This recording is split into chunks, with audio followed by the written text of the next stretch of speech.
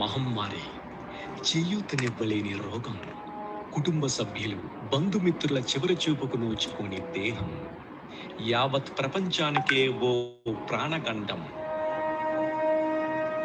ఈ భయానక పరిస్థితుల మధ్య మేమున్నామంటూ లక్షలాది మంది ప్రాణాలు కాపాడిన మహనీయులే మన డాక్టర్లు. ప్రాణాలకు తెగించి కోవిడ్తో పోరాడిన ధీరులే మన వైద్య సిబ్బంది. ప్రాణాలు కాపాడితే డాక్టర్లే దేవుళ్ళంటున్నాం, చేతులెత్తి మ్రొక్కుతున్నాం, ఆకాశానికి ఎత్తేస్తున్నాం. పరిస్థితి విషమించడమో, సమయం మించడమో, సమాచార లోపమో, ఏదేమైనా వైద్యం చేసినా బ్రతికించలేని పరిస్థితులు ఎదురైనప్పుడు కట్టలు తెంచుకున్న కోపం, హద్దులు మీరుతున్న ఆవేశం, మీరే మా దైవమంటూ మ్రొక్కిన ఆ చేతులే హాస్పిటల్స్, డాక్టర్లపై దాడులకు దిగుతున్నాయి.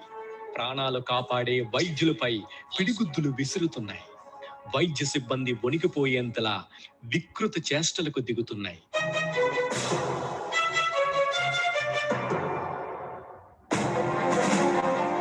డాక్టర్లు, స్టాఫ్ నర్సులు, టెక్నీషియన్లు ఇలా ఒకటేమిటి, వైద్య సిబ్బంది అందరిపై వరుస దాడులు.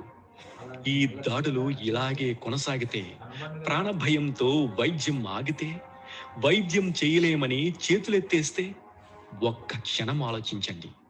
జరిగే నష్టం ఊహించగలమా? పోయే ప్రాణాలు లెక్కగట్టగలమా?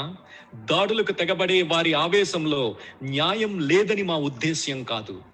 దాడులతో పరిష్కారం దొరుకుతుందా అనేదే మా సూటి ప్రశ్న. తప్పు ఎక్కడ జరుగుతోంది? చట్టాలు చెబుతున్నదేంటి? లోపం ఎవరిలో ఉంది? మార్పు ఎప్పుడొస్తోంది? మన భావి తరాల కోసం మన వైద్య సిబ్బందిని రక్షించుకోవాల్సిందే. చేతులెత్తే ఆవేశానికి పరిష్కారం చూపాల్సిందే. ఇదే ప్రశ్న అందరినీ కలచివేస్తున్న ఈ క్లిష్ట పరిస్థితుల్లో వైద్యులు, బాధితుల మధ్య అంతరాన్ని చెరిపేందుకు, వైద్య సిబ్బందిని రక్షించేందుకు, బాధితుడి ఆవేశానికి అర్థవంతమైన పరిష్కారం చూపేందుకు సోషల్ మీడియా వేదికగా మహా సంకల్పం చేపట్టారు అమెరికా నుండి మన తెలుగు వైద్యులు డాక్టర్ కిరణ్ దింట్యాల. రండి, మీరు మా మహా సంకల్పంలో భాగస్వాములవ్వండి. ఈ శనివారం సాయంత్రం 6:30 డాక్టర్ కామ్ సంజీవిని ఛానల్లో వివిధ రంగాలకు చెందిన ప్రముఖులతో big debate, save our saviours. వైద్యులు, వైద్య సిబ్బందిపై దాడులు ఇంకా ఆపండి, పరిష్కార మార్గాల వైపు అడుగులు వేయండి. రండి, డాక్టర్ కామ్ సంజీవిని. ఇది సామాన్యుడి చేతిలో ఆరోగ్య సంజీవిని.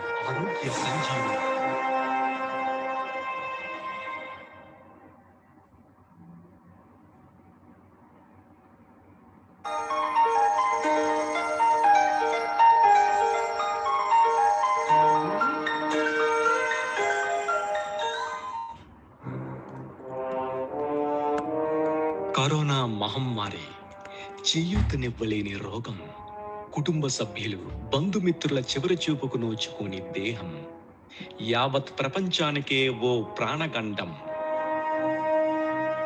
ఈ భయానక పరిస్థితుల మధ్య మేమున్నామంటూ లక్షలాది మంది ప్రాణాలు కాపాడిన మహనీయులే మన డాక్టర్లు. ప్రాణాలకు తెగించి కోవిడ్తో పోరాడిన ధీరులే మన వైద్య సిబ్బంది. ప్రాణాలు కాపాడితే డాక్టర్లే దేవుళ్ళంటున్నాం, చేతులెత్తి మ్రొక్కుతున్నాం, ఆకాశానికి ఎత్తేస్తున్నాం. పరిస్థితి విషమించడమో, సమాచార లోపమో, ఏదేమైనా వైద్యం చేసినా బ్రతికించలేని పరిస్థితులు ఎదురైనప్పుడు కట్టలు తెంచుకున్న కోపం, హద్దులు మీరుతున్న ఆవేశం, మీరే మా దైవమంటూ మ్రొక్కిన ఆ చేతులే డాక్టర్లపై దాడులకు దిగుతున్నాయి. ప్రాణాలు కాపాడే వైద్యులపై వణికిపోయేంతలా వికృత చేష్టలకు దిగుతున్నాయి.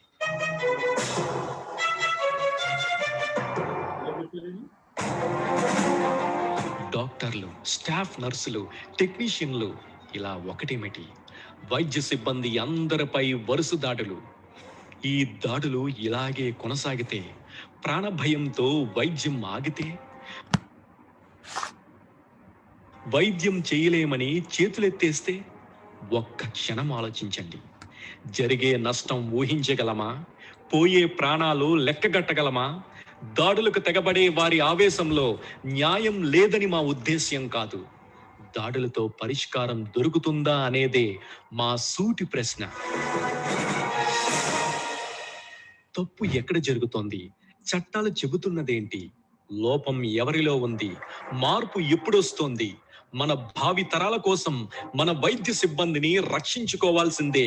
చేతులెత్తే ఆవేశానికి పరిష్కారం చూపాల్సిందే. ఇదే ప్రశ్న అందరినీ కలచివేస్తున్న ఈ క్లిష్ట పరిస్థితుల్లో వైద్యులు బాధితుల మధ్య అంతరాన్ని చెరిపేందుకు, వైద్య సిబ్బందిని రక్షించేందుకు, బాధితుడి ఆవేశానికి అర్థవంతమైన పరిష్కారం చూపేందుకు సోషల్ మీడియా వేదికగా మహా సంకల్పం చేపట్టారు అమెరికా నుండి మన తెలుగు వైద్యులు doctor Kiran దింట్యాలా.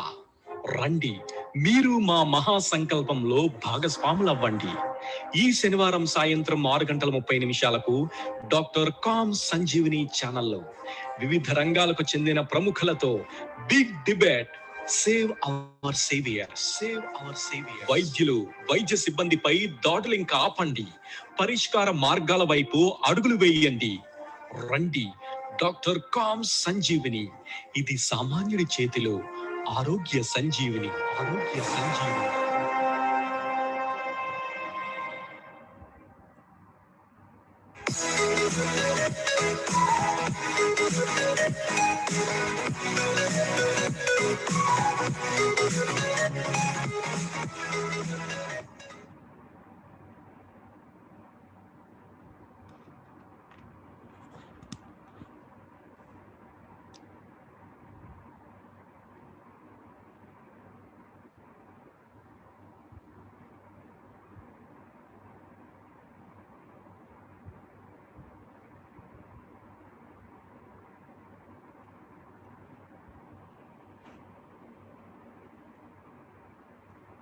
Good evening, everyone. Sir, you are on mute. Good evening, everyone. Good evening, sir. Let me set things. Good evening, everybody. Good evening, sir. Good evening. Good evening.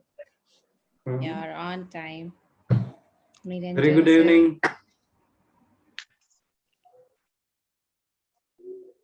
Good evening. Lakshmi ma'am, Manoj sir, Kiran sir, Ramya garu, everybody is in. And Good evening, everyone. Good evening. Good to see everyone. Second.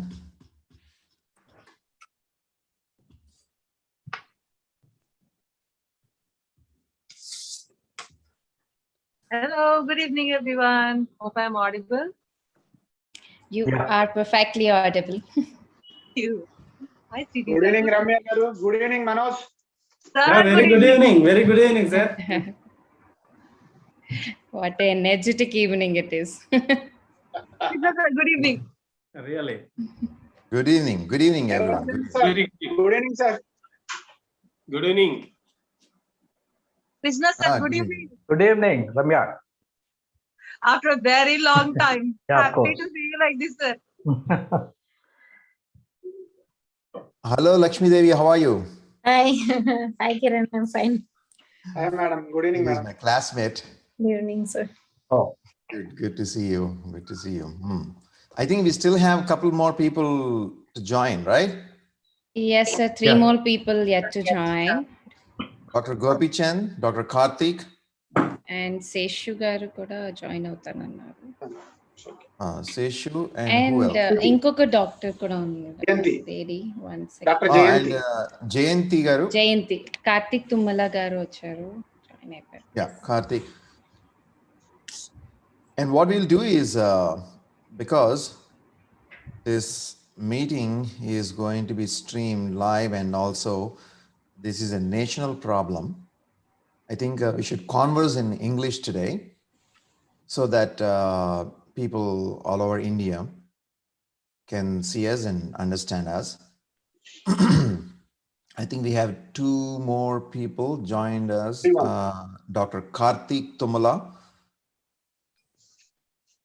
and Mrs. Jayanti Yeah. Talluri. And join. Welcome. Good evening, Dr. everyone. Karthik. Good evening, who is on other side of the world. This is consultant and lawyer from India, Hyderabad. Good evening, madam. Good evening. So, good evening, Mr. Kiran. Are we waiting for someone to join? Yes, we are waiting for one more person to join, which is, I think, Dr. Dr. Gopi. Gopi Chand. Gopi Chand garu. Oh, Srinija, you want to say him? Yeah, I'm calling him. Meanwhile, we are already live, sir, and it's recording. Maybe we can start. Meanwhile. Yeah. Yeah, how it goes, sir? Any idea how we were going to discuss the program?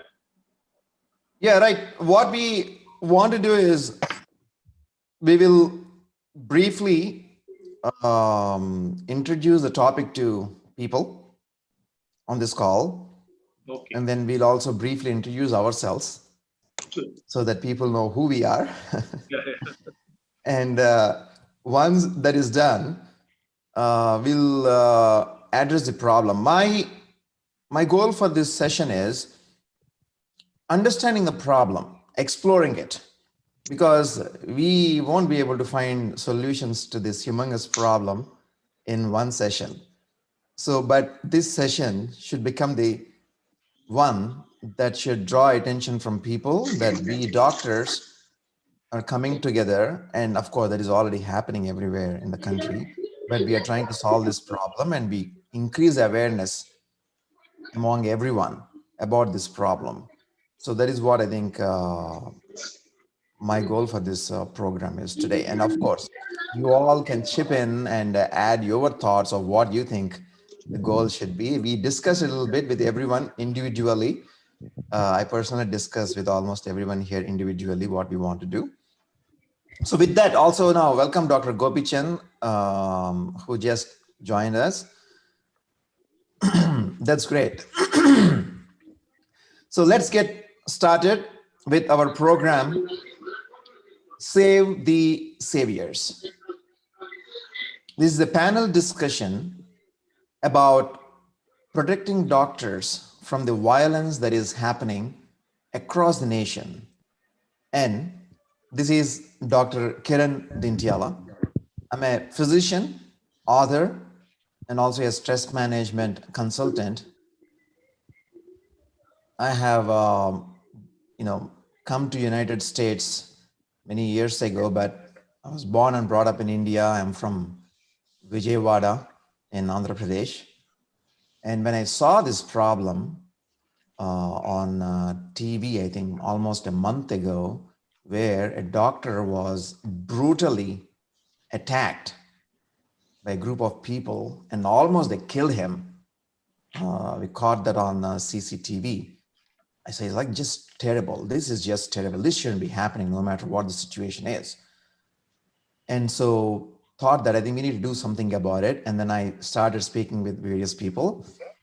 I spoke with Dr. Karthik, who represents IMA in Vijayawada, and he has been doing a lot on this front. So we invited him. I spoke with Dr. Gopi Chand, who is my mentor. And he also responded kindly, and he said, I think we need to do something about it. I spoke with my classmate, Lakshmi Devi, and asked her, and she joined us. And then I know Ramya, who is a journalist, psychologist, and Jayanti, she's a medical legal expert. She works at Rainbow Hospital in Hyderabad. And then my friend Nagesha Rao, Srinija here. They have been great source of support for me in conducting any of these programs. And Krishna Mohan has kindly agreed to moderate this program. And then we invited Mr. Niranjan Rao Garu to this, and Mr. Manoj Kumar. Every single person is important in this fight against violence. And then when I started looking at the literature, what I found is very interesting. There has been escalating evidence that this violence has been happening over the past decade. There is a very good article in 2018 published in Indian Medical Journal. Indian Journal of Medical Research in 2018. Very good article about delineating all the problems about this violence. What they said is for the past 10 years, there is increasing violence, and the reasons are not entirely clear. We are trying to figure it out. But when I look back in America, then I went to NEJM, New England Journal of Medicine, and we have the same problem in a different way.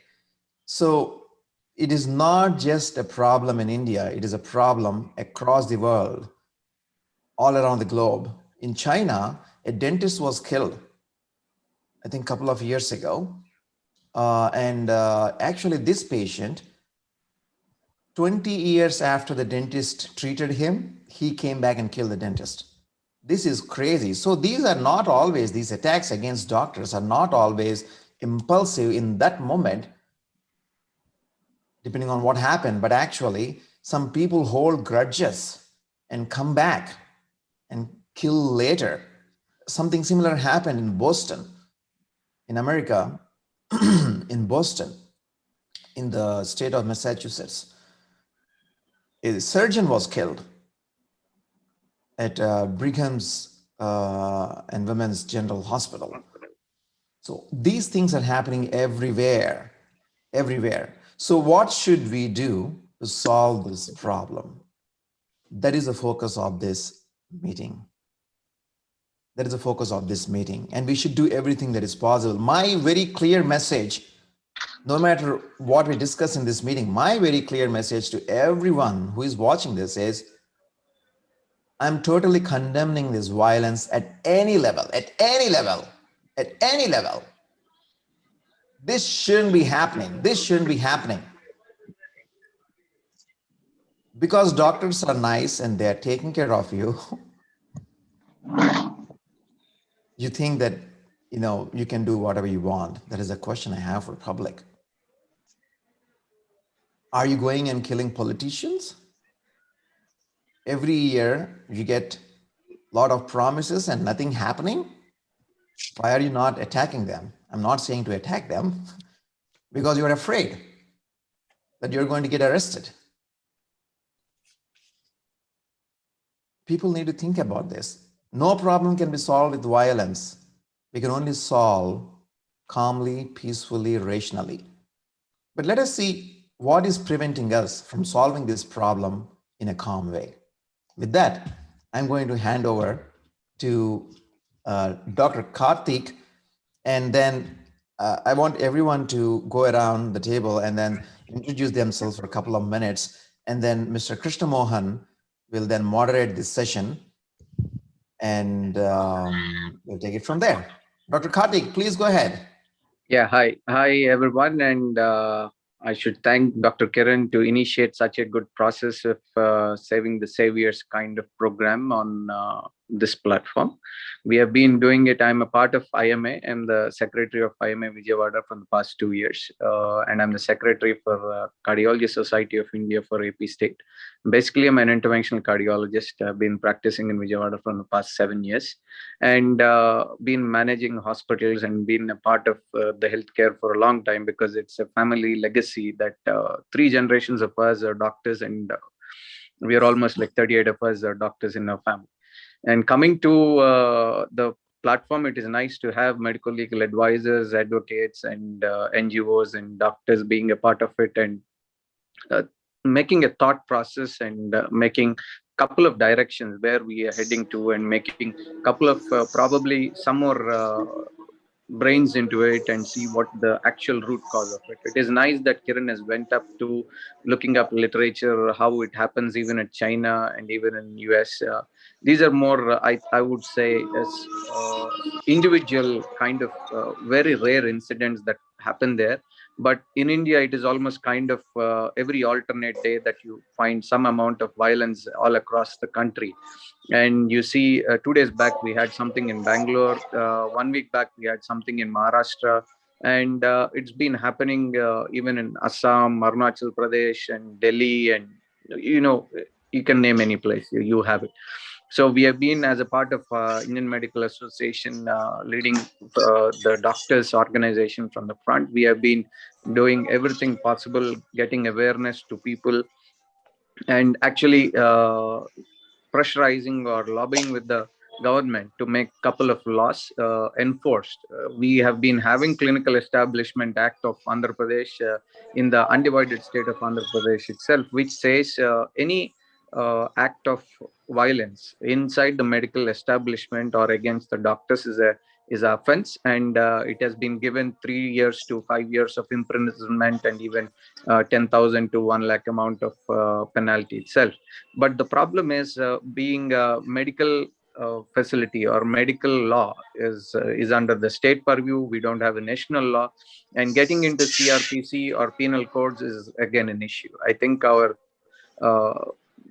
lawyer part of it can actually talk about it and probably give us some more input so that we can ask the government and lobbying it up. And we all condemn our violences, all these violences against doctors and paramedics as well. And we have been doing all protests and doing the necessary activities. We have been pushing for a enforced law as an establishment, clinical establishment law, which has been only for registration of the medical facilities. It also should include a couple of penalties for people who have been rash or people who have been negligent against the medical establishments as well. And off late, if you see, there has been a social media which talks of its mouth and of its foot. So you don't know people who actually create that kind of ideology and they drive it, but that makes things more miserable for people who practice medicine in this country. So we need to have an ideology which has to be driven into the society, where we keep talking, or when people invite us for a couple of talks, we keep telling them, if somebody is born, they have to die. So there is no point we telling that they don't die. And death has to be accepted. The first thing that people don't accept is death. Death is a part and parcel of life. It is only in the due course of our life that we get to medical attention. So we don't know the pain, or it's probably prolonged in a couple of areas. But still, basically, death has to be accepted. That is where we lack. And regarding the various healthcare facilities being targeted is also because of the financial issues, and it is more of a corporate driven healthcare facilities now. And people have to accept, when you have quality and you get in processes, it gets more costly, and you have to bear it, or else it's going to be a Your voice is fading, Dr. Karthik. Your voice is fading. Am I okay now? Yeah, now you're good. Yeah. So if you look at our government healthcare systems now, the PM has announced that there are going to be a bigger budgetary allocations to the healthcare facilities of all across the country. From the past so many decades, this has been neglected in government healthcare. If you look at NHS or the healthcare system in US, it's almost, I would say, run by the government or the insurance companies. But here it's the other way around. That is where most of the issues or the friction happens. And if we can reduce that kind of friction, definitely we'll see a much brighter future all across. So I think with this intro, I think we have a lot of questions to be discussed and a lot of things to be discussed. I would request Mr. Krishna Mohan to continue. Thank you very much, Kiran, for giving me this opportunity. No problem. Thank you, Dr. Karthik. And Dr. Gopichand, would you please introduce yourself for a couple of minutes, and then Lakshmi Devi, and then Niranjan Rao Garu, and then Manoj, and then Jayanti Madam, and Ramya. So just keep moving on. Yeah. Okay. Myself, entrepreneur and also a doctor, let me put it that way. And I've been into different aspects related to medical education reforms, from moving into problem-oriented medical education into practice-oriented medical education. Fundamentally, that is what is required right from the beginning of the forming of a doctor. Doctor is made as a technical, knowledgeable person with differing degrees of skill. Yet at the same time, the practice scenario is somehow, including the the financial literacy related to the way of practicing that is not touched upon in the medical curriculum. So right from that position into the way 95% doctors are into the practice right now, they're not into medical colleges anymore. So in this scenario, I've been in contact with few of the organizations and few of the members, and I myself have put forward think hanger, social enterprise and all, and Kiran, Dr. Kam, our Dr. Kam knows about some of the things. In brief, I would like to share an e-grid, emotional grid for improving doctor-public relation. I would like to stress that doctor-patient relationship is strained but intact. There is upside, there is the conversation that is happening, whereas compared to 30, 40 years back, the doctor-public relation is fractured. And it keeps a scenario of accident to happen at any time. It's like mismanaged traffic and the mismanaged road, potholes, uncared banking, and all those things with all rapid urbanization development with two-wheeler traffic mixture that predisposes to accident, even in spite of different regulations and speed controls, speed breakers and everything, all the individual measures will fail because the whole scenario is poised to precipitate into an accident at any time. So last 3-4 decades, we've got certain situation where doctor has cut off from, as an individual, as a professional, has cut off from the societal plane. So that caused certain fractured relation. I just share one grid and one word about each box, and these are all indicating problem as well as solution also. And then for the other speakers to continue on, and as and when a question comes, I'll be happy to elaborate on any of the point. So I appreciate the earlier doctor, cardiologist and IMA. It's a double role, technically attending work and also organizational job. And Kiran for taking initiative for this. So this is the grid I would like to share. So I'm calling it e-grid for improving the doctor-public relation. So on one side is the doctor, the sections, doctor and the rest of the society as an individual and segment, and what are the emotions about self and about others. For example, doctors, with all these attacks happening, they are feeling self-pity. Why did I become doctor? How did I become doctor? I put so many years of, I'm looking at the emotion component. When emotional components we address, we develop empathy, and then we can revitalize, make the position for a solution. So the law, there are laws, but in implementation, some laws may not be implemented in time. Which may cause a huge scar for the individual doctor and create panic in the entire doctor's fraternity with the social media and all.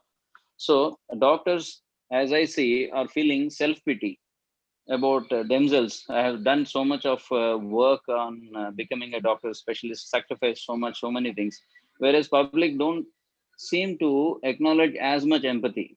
So what you've done? So I have done accountancy. Someone has done engineering. For where I have come, value for money, value for attention, time.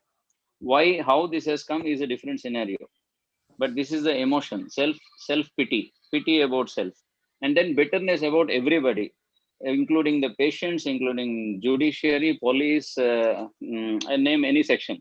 So if, as a service provider, if the service provider is upset with the client, then how can there be an improvement? Rendu chappatli rendu chetulo vastene sound vastundi. So there, the breaking down has reasons on the doctor's side, which is in our hands, so to say, doctor's hands. It has certain facets in the society which we need to do. So among the public, as an individual or as a society, if you ask anyone, do you want to go beat any person? Doctor may be the last person. If they say, they may want to go beat so many of the politicians, criminals, so many things, but they may not dare because of so many reasons. But they may not mention a doctor's name necessarily. But in a precipitous moment, emotional thing, it may become, for whatever reasons, it may become a mob attack.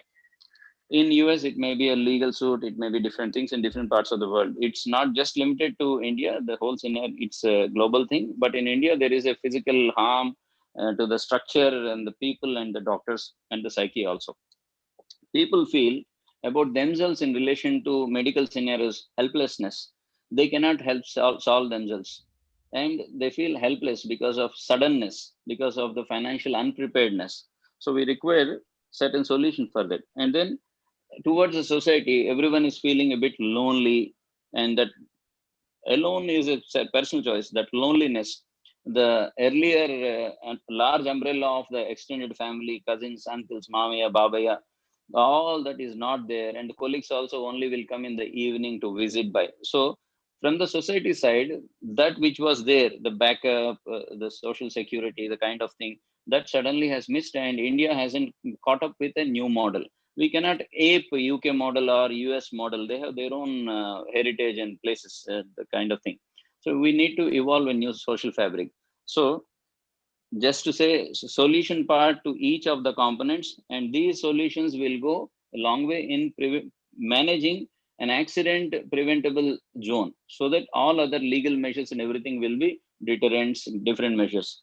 For the self pity, we need to empower all the doctors, medicos and doctors, on a fast track basis on general management. It is possible.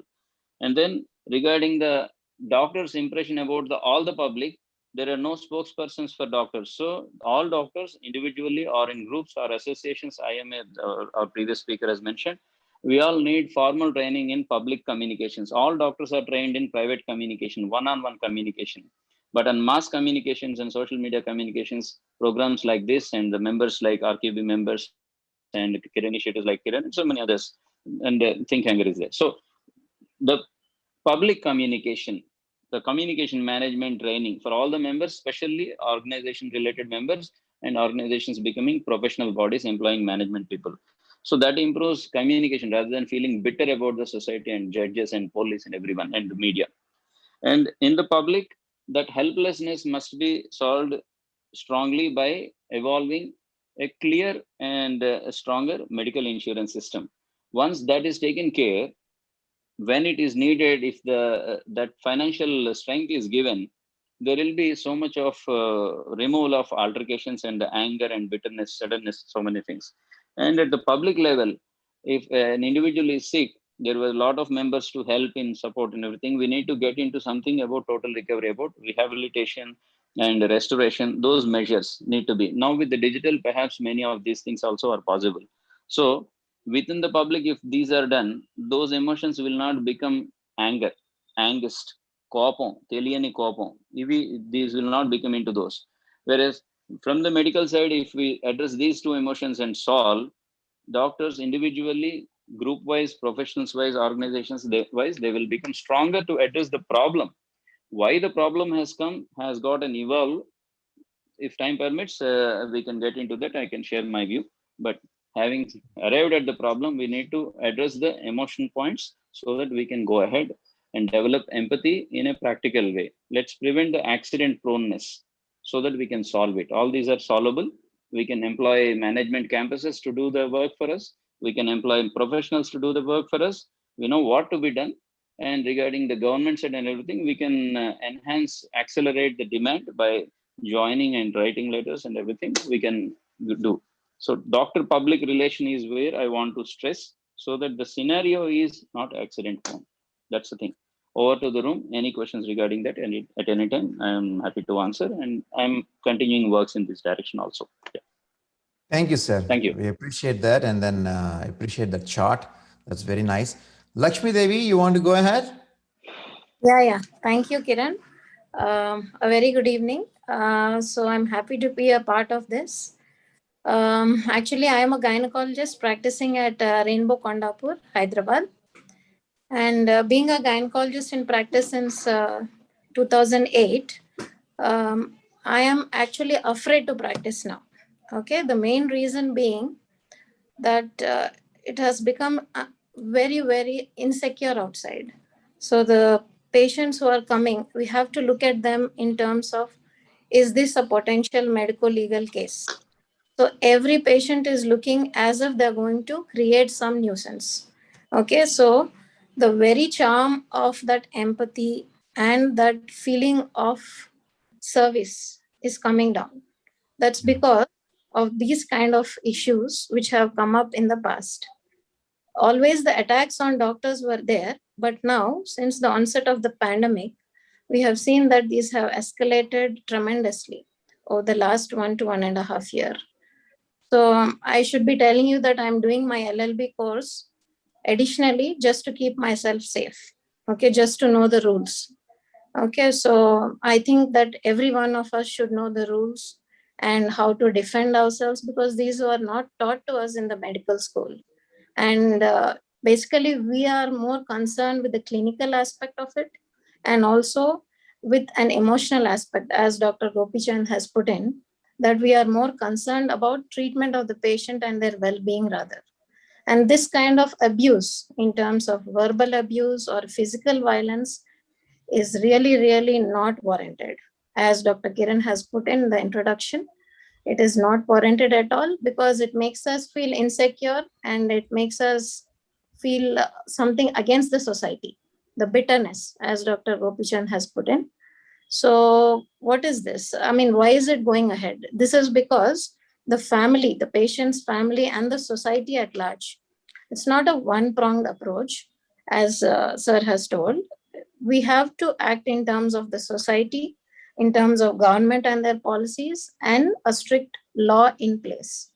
Okay, so obviously the financial situation and the infrastructure of our hospitals, I mean, more of the government hospitals are not at par with what they should be.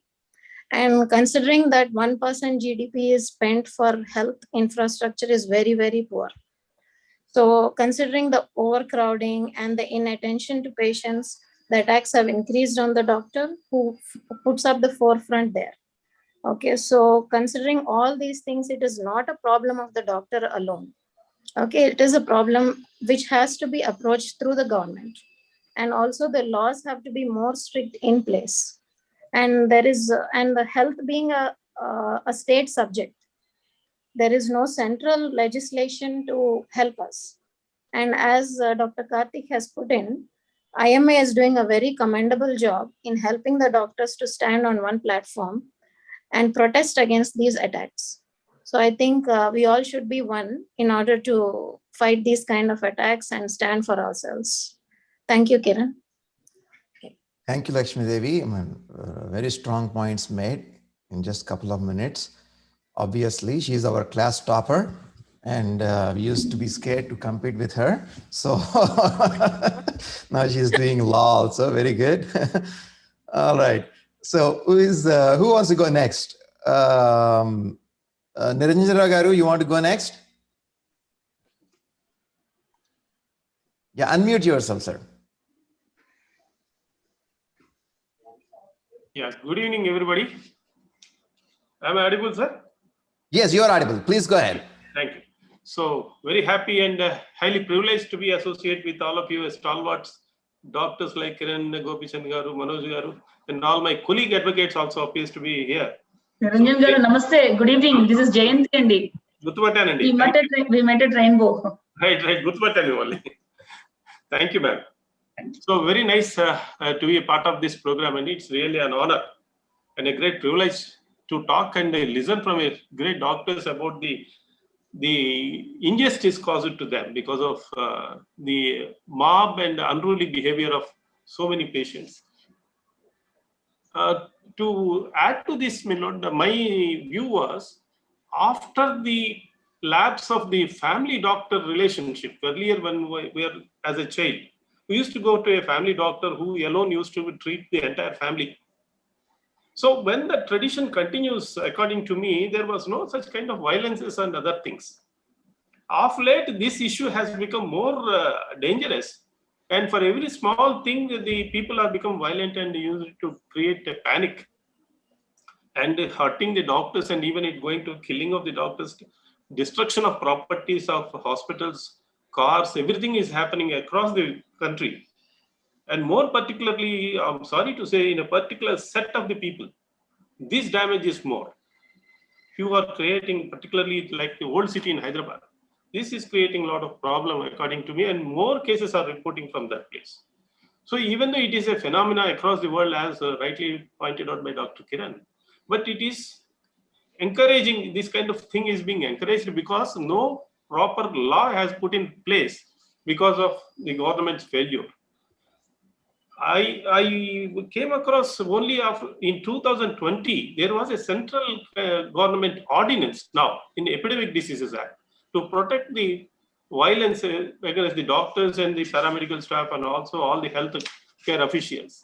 Only in that ordinance now some kind of protection is given. It is become a non-bailable offense, and the courts are also expeditiously should dispose these issues, and then the compensation can also should be awarded to the victims in cases of any damage to the property. So all these things are recent issues in 2020. So earlier one proposal which was made to make a particular law for the protection of the healthcare officials was dropped by the Home Minister, because on the ground that these kind of offences are already protected under IPC, no need of any separate enactment for this. So this kind of the attitude of the government also is not helping the healthcare professionals to protect for themselves from this kind of unnatural violence. When the doctors are treated as gods next to the parents, so when the gods are being penalized or hurt like anything, it is very unfortunate that the government has not come out with any proper law. And the laws which are now in force also is not sufficient to protect the healthcare officials as it in place now. In the police also not able to register the crimes, under what section it is to be registered. So that is a kind of a method to avoid the registration of the offense, or ignorance is also an issue for most of the police officials, not able to register the offenses against the doctors or healthcare officials.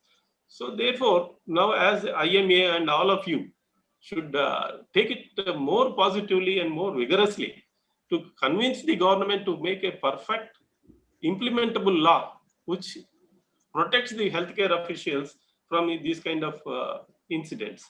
Therefore, my point is all of you should work together more vigorously, and you should more forcefully, the central government should be convinced to pass a law on this subject. That is my view, sir. Thank you, sir. Thank you very much. We need people like you with great experience. And yes. I believe Ramya Agasti wants to go next. Ramya, please go ahead. Yes, sir. He was pointing the right things to speak in the right time. Dr. Niranjan Garu, you gave the right words in the right time. The reason that I wanted to point here is the family doctor thing which you have said. Actually, when I remember my grandmother used to go to a doctor, and whatever he gives, it no matter it's a homeopathy pill or something, she feels that she's cured totally, and we feel him really like a god in the family. Like you meet him, you get it done happily. You come out smiling and happy from that, no injection, nothing. But he knew how serious the things was. He used to convey the things in the right way. By the way, I am Ramya Agasti. I'm a psychologist and a journalist too. So in this whole panel of the people, I would be one person who would be standing from the side of people and from the side of the doctors community also, from the healthcare community. That's the right word I should use. So my intention to talk at this moment is making laws, doing great things is one big thing. We all are supposed to clock in to do it. But before that, there are some little things which we have been missing in our own hands. Like the corporate system has come. There are many huge hospitals, corporate, which have come like 5-star hospitals, where the communication to meet the doctor and get the right information is being stretched in a very long way. Previously, like Dr. Niranjan said, I can easily go and meet my family doctor and ask him what has happened to me. Will this pass on to my next generation? And answer is very clean and face to face. But now, to meet a doctor, it is like a simple saying, Tirupatilo Venkateswara Swami ticket and a special darsana dorutundi gaani mana hospital or doctor garini kalavalante. It is a very big chain of process, and we only have few minutes to talk to him.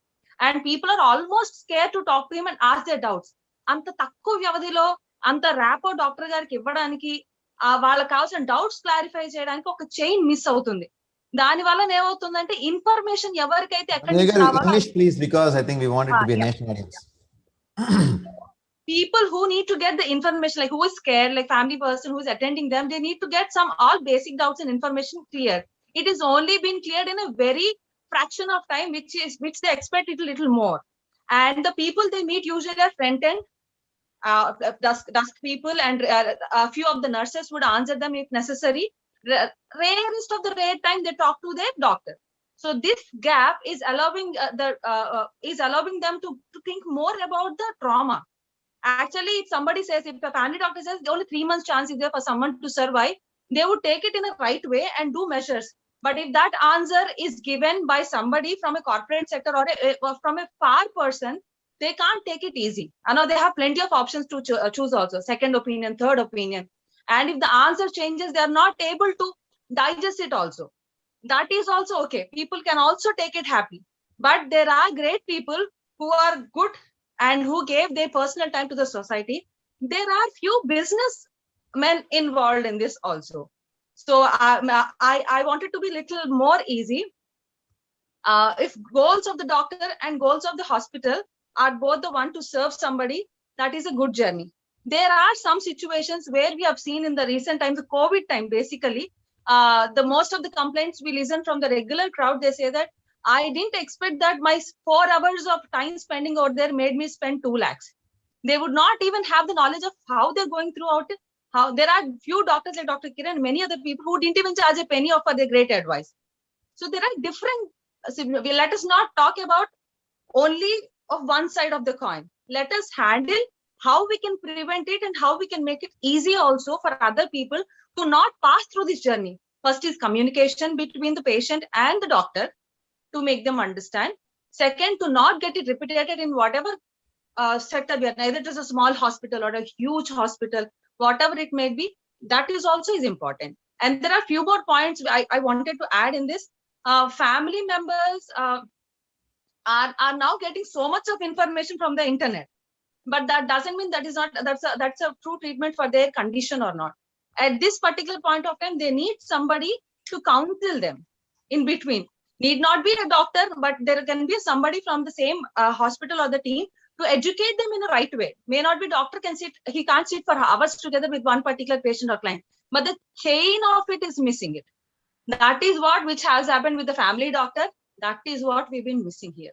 This is the one great point I wanted to address along with Dr. Niranjan sir here.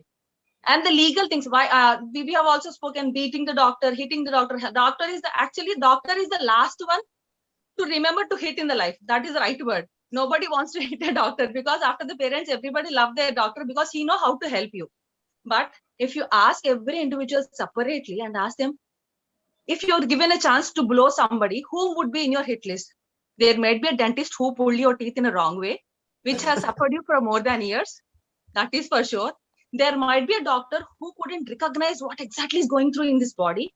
There might be a doctor who somebody did not allow them to go for a second opinion and made him sit. And there are some prejudices that have been listening from the news and media, like we have already seen the Tagore movie and many other movies. Even they keep giving the treatment on a dead body. And these are the things so many of the people have visualized and liked themselves. Some few hospitals also, unfortunately. So here, for me, beating a doctor is the last thing. A good practitioner and a business practitioner. Because when money is not involved, family doctors, their money is not really a first point for them. A rapport between the family was the first thing for them. Because from the ages, all the 3 generations, they've been with the same doctor. But in this corporate sector, here money is involved. When money is involved, it is he's almost a consumer kind of person. Maybe Krishna sir, you're going to be the right person to talk about on the side of consumer or on the side of the patient side also. Because there are their problems also to be addressed. If both of them, because it is a journey of the patient and the doctor together. If one is missing, other is not there. So both of them should be happy to make their journey in a right way. So let us design some basic things which makes things in our hand comfortable. Let us all flock together to design some great things so that everybody, even if some patient is being wrongly treated or highly charged for the basic things. We have heard few hospitals in Vijayawada are charged by the Supreme Court because they have charged beyond the limit of the government thing and more than exceeded. And so some wrong practices, malpractices were happening in their hospitals. Not just Vijayawada, it has happened in all other places. So I have witnessed it personally. So I could speak about it. That's the only thing. So this is all about it. So let us repair these things from the initial side of the patient and the doctor relationship, and the communication between them should be as minimum, as bright as possible, and it can equally be solved in the right way. Message should be passed. If at all it's a serious or wrong thing, that is also should be passed, and the communication, as Gopichand Garu said, should be given in a easy and right method, so that they love your answer, respect your answer, understand what treatment is going through with them, and then believe in it. Because most of the time cesarean doctors, we always say that most of the gynecologists, they do cesarean for their benefit. No, it was not the same. But that by patient and attendant should be educated why she needs a cesarean. If that why is not answered, there is always a gap. So please look into why this is happening, then we can find nice answers. Thank you, everyone. Thank you, Ramya. Appreciate your comments. All are well taken. Very good. I think we have Mr. Manoj, Mrs. Jayanti, the panel members still to introduce themselves. Whoever wants to go first, please go ahead. Manoj. Yeah, could you? Madam, go ahead. No, Mr. Manoj wants to talk. I have no issues. Okay. I think he has not unmuted himself, so he lost his chance. So you go first. Oh my God. Okay. Yeah. Okay. So good evening, everyone. Thank you, Dr. Kiran, for giving me this opportunity to be part of this panel discussion on the much discussed across the globe, that is medical legal issues, and why the doctors are being manhandled or mishandled by the public at large. I think I have witnessed on both the sides. Like I am one of the victims of medical negligence of a hospital. I do not want to take the name, by which we lost our father, who's also a senior advocate in the bar, AP bar. At the same time, I happen to be a legal consultant to one of reputed hospitals at Hyderabad, that is Rainbow Children's Hospital. Initially I was an employee. Now I moved out, and they requested me to continue as their consultant, medical legal consultant, which I'm doing right now. So what I have witnessed on both the sides, like as a patient or a patient relative, as well as a legal consultant or associate with the hospital, I just want to share a couple of issues rather candidly. As rightly said by Niranjan sir and other doctors, like initially we used to have this family doctor concept, which as such, as on date, is totally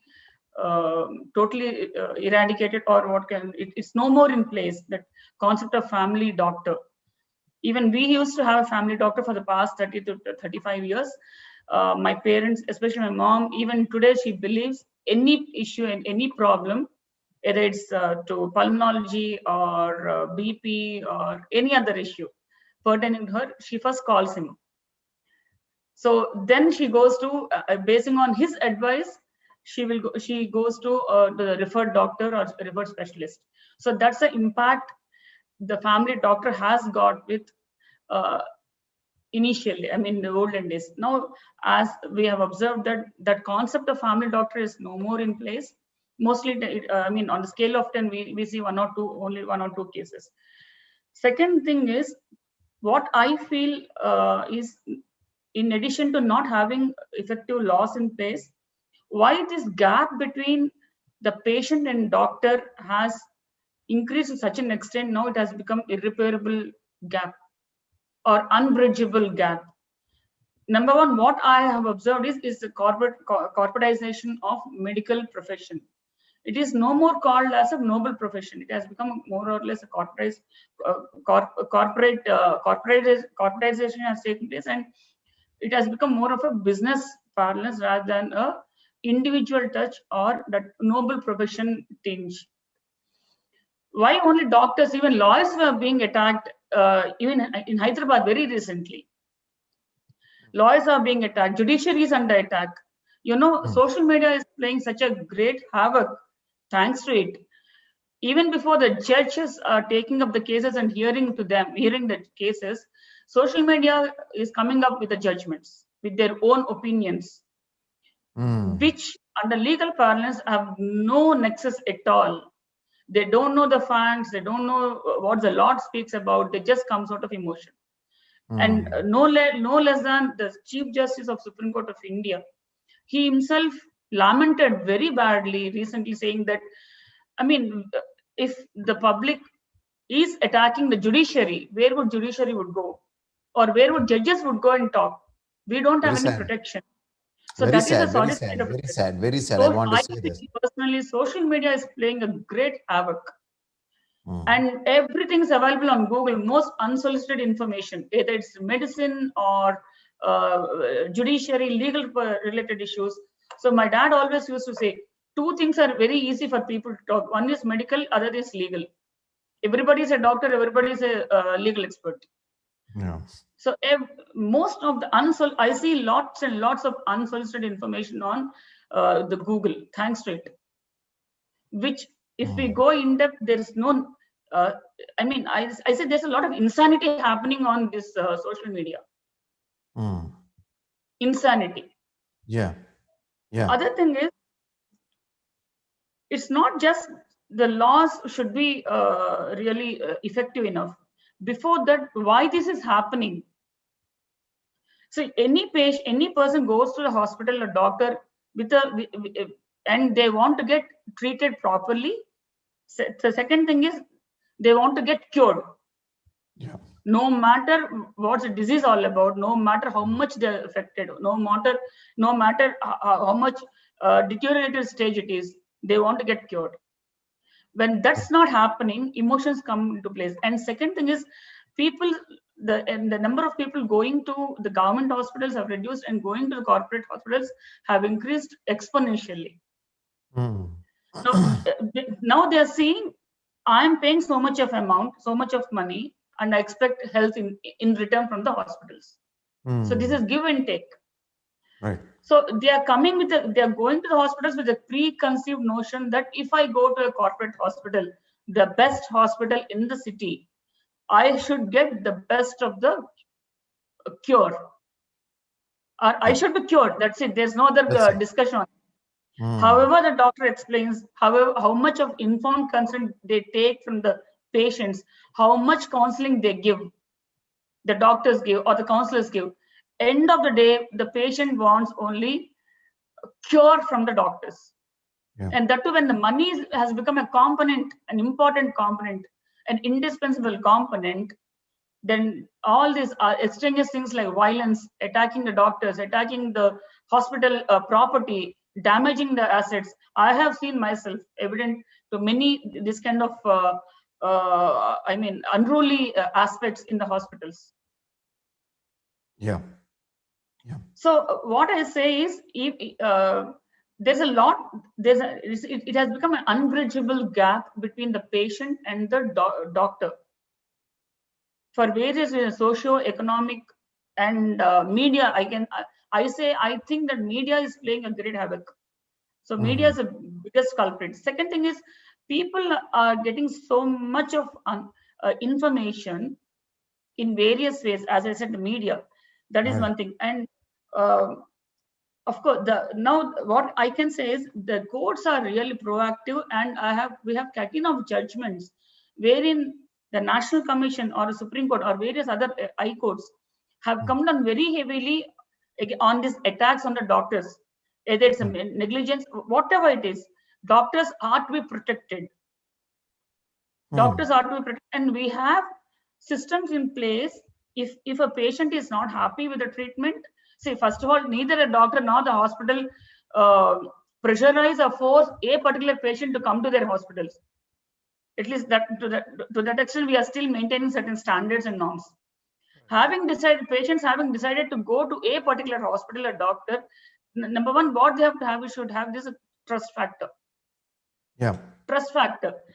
Right. And that kind of education should happen, that doctors are not gods. We have catene of judgments where the courts have come down very heavily, saying that, making it very clear, doctors are doctors. They are just human beings like you and me. They are not gods. Yep. And it has come, I mean, courts have interpreted the law saying that on medical negligence, what is negligence, what is gross negligence, what is error on judgment, whether informed consent is mandatory or not, what will happen if informed consent is not there, in case if a death happens, how to handle that. So all these things, courts are being taken care of as and when they are getting a case on medical legal cases. And most importantly, the number of cases have increased exponentially. You know why? Because doctors have, the healthcare has come under Consumer Protection. And for Consumer Protection Act, a case we file in consumer courts, we don't need any court fee to be paid. There is no court fee. So it's very easy for the people to approach the courts and file spurious cases, at least on a scale of 10, at least 4 to 5 cases are spurious cases.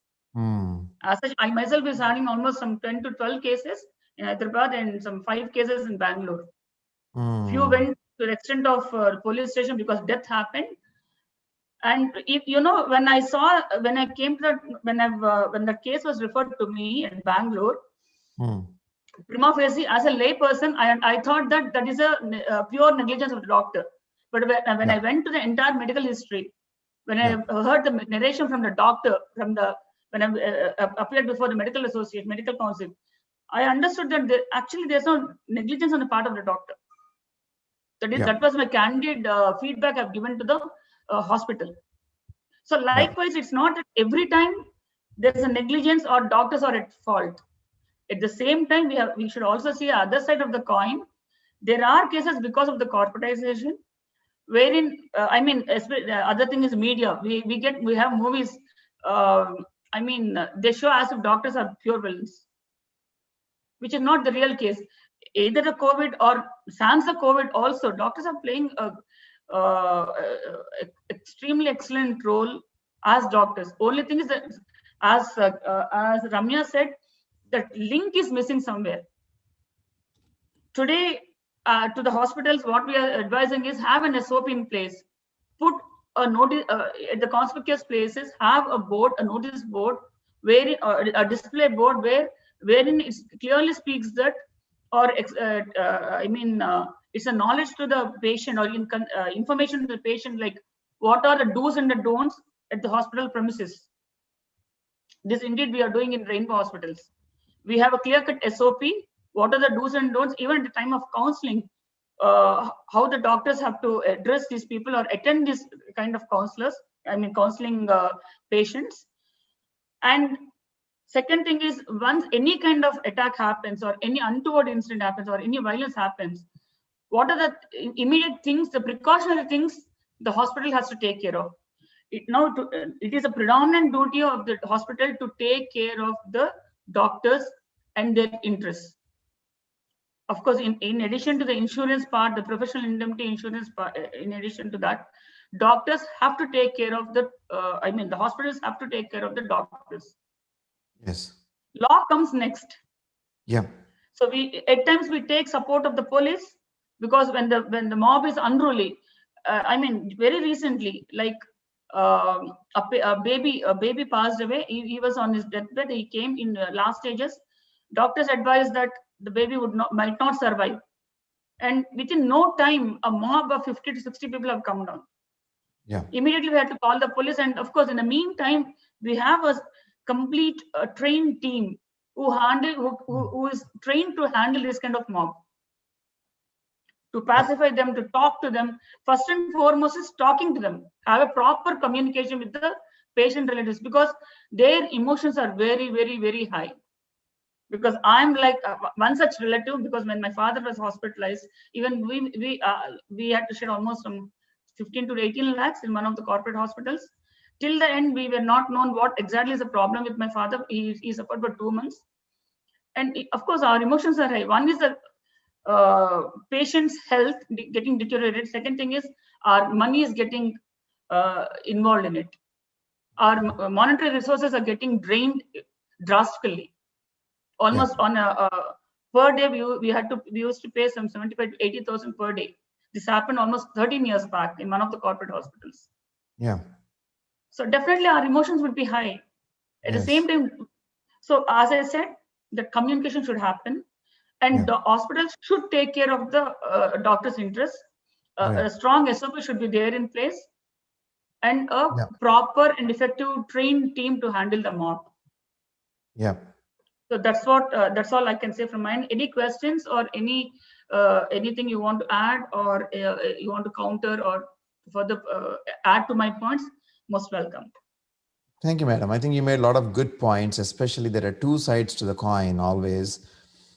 And there is a lot of emotion involved, finances involved, and then the social media, any negative message spreads like wildfire, social media and the media.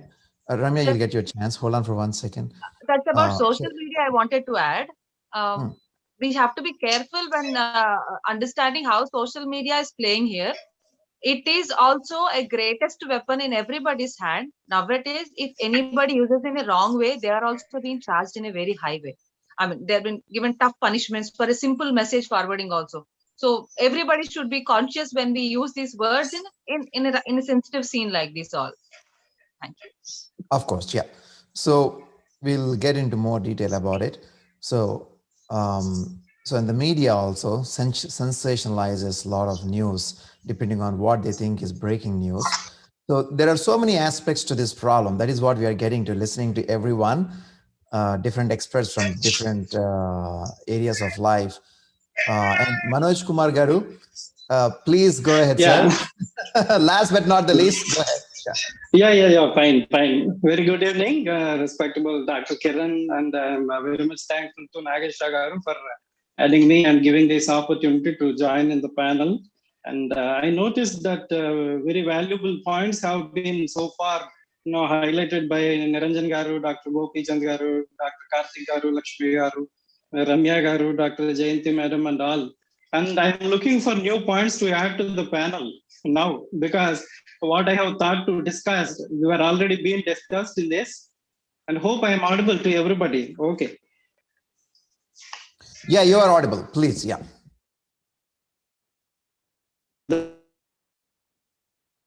Yeah, please go Previously, ahead. Previously, the government, the spending, the healthcare spending is quite, low, and it is around 1% of its total GDP. And even a fact to be informed, it's less than 1%.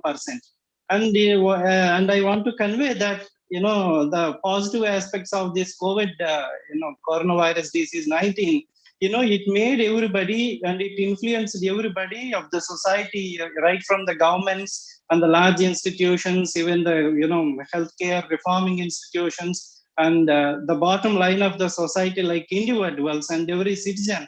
It influenced in such a way the health is the prime and the paramount importance shall be given to the health. Right from the hand hygiene and personal protection or the physical distance and all. And it had taught us a lot of lessons in our daily life.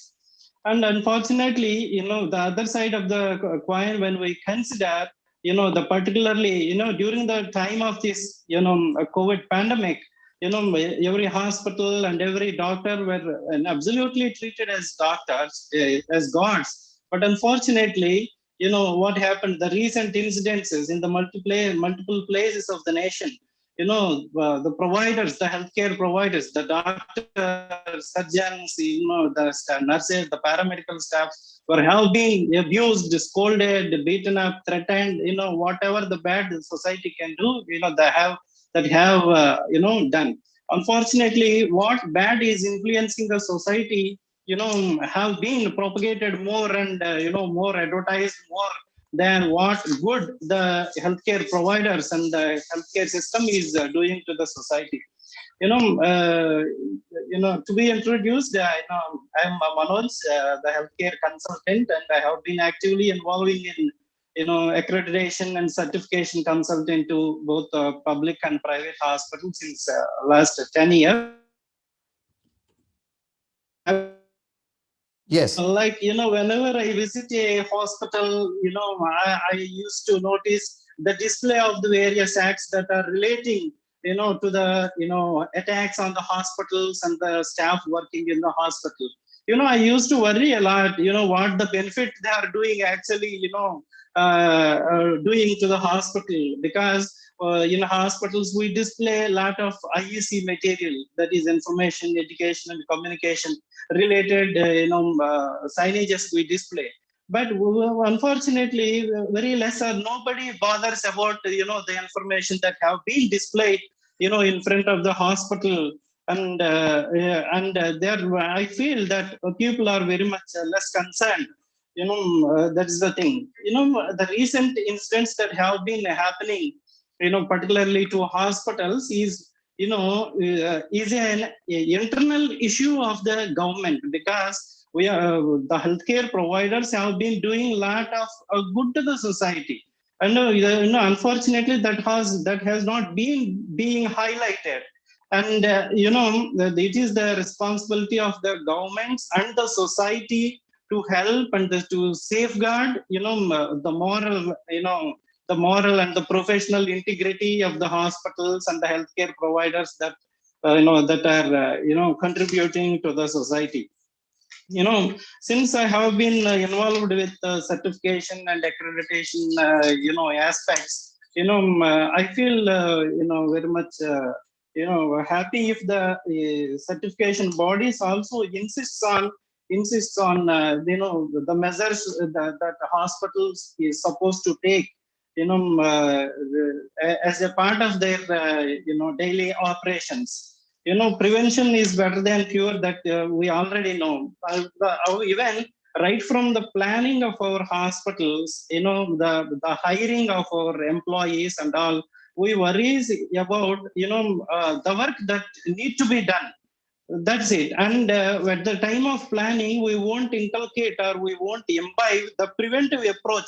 Even if a particular mob or the patient attenders attacks, what kind of approach the healthcare employees need to follow, and what are the physical measures should be implemented, like that we are less concerned. But right now it is fine that the new corporate hospitals have been establishing their health facilities with all sorts of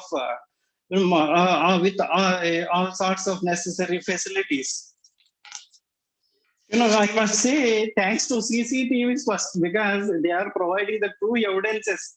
Whenever any such kind of negative incidents and all happening, to the hospitals, and they are providing the right evidence, so that at least we are in a position to defend ourselves. And one more point I would like to add, the hospitals are facing this kind of emotional disturbance or psychological disturbance, not only from the public. Even a lot of rules have been enacted on the provider side, and all the laws that have been enacted and were being implemented, were majority of them were safeguarding the rights of the care receivers. But from the provider and even from the fire NOC or the pollution control board or the the clinical assessment, everything were enacted or enforced to maintain the rights of the receiver end. But unfortunately, if the providers are strong enough, they are in a position to serve the society more. They can influence the society more. Even in the COVID time, we have noticed that we suffered with lack of necessary or adequate facilities to deal with the number of increased patients in the country and even across the globe itself. If the focus was if the focus or the attention was much paid on the provider or the good rights or influencing the providers in a positive way, it definitely it brings a lot of change. In the olden days and in the golden days, the doctor-patient relationship is about the wellness relationship. Now it is not like that. It is the problem relationship. It is an illness relationship. And people or the public or the patients and their attendants who are visiting our hospital, they are demanding quality. It is fine. It is nothing wrong in demanding quality. Even all the providers have been making lot of steps to ensure the better quality to be given. But unfortunately, they are demanding the life of the patients and, bringing the patient at the last stages of their life, and at bringing the patients to the hospital with high risk factor, and even it is openly, the hospitals itself telling like the risk factor of the patient is high, but at the time of admission the patients and their attendants, they tells that it is fine, it is fine, it is okay to get admitted in your hospital. But once the consequences or the incidents going on, they have been turning into red from green. This kind of fluid behavior of the patients, keeping hospitals and the providers at ambiguity whether to go ahead with providing the better treatment or to halt in the middle, because they negotiate with the doctors with respect to price, because hospitals cannot invest more for the sake of the patients, because of their negotiation. It is not only about the negotiation. Of course, the providers have been making maximum efforts to safeguard the patients, because no provider expects their patients or patients attenders to be, punished or to make them into jail. The hospitals are there to provide they expect the health outcome should be in a positive way, so that they feels happier while they leave. So in such a way, the society have to understand this point, and the whatever the good the hospitals have been doing, it is the responsibility of the governments to highlight, because your private, even though it sounds private, it is not. We are not apart from our country, we are not apart from our state, we are not apart from the government, because we are all, everybody is the citizen of this country, and everybody works for the betterment of the government only, betterment of our state, or betterment of our country only. So it is more of the responsibility of the society and the government to work for the for goodness of the healthcare providers. And regarding in hospitals we usually take during the time of the admission general consent and informed consent. What is happening, even though we notice the recent incidents, negative incidents or destructive incidents happen to the hospitals, there is no role played by any informed consent or general consent, because once the patient is admitted, it shows it is an implied consent that they are consented to have the treatment in the hospital. So in this aspect, now the policymakers and all should look into the aspects, the preparing a registry of the people who are more frequently involving in the activities, that destroys or abuses the healthcare providers, or they can list out the hospitals where more number of attacks have been happening.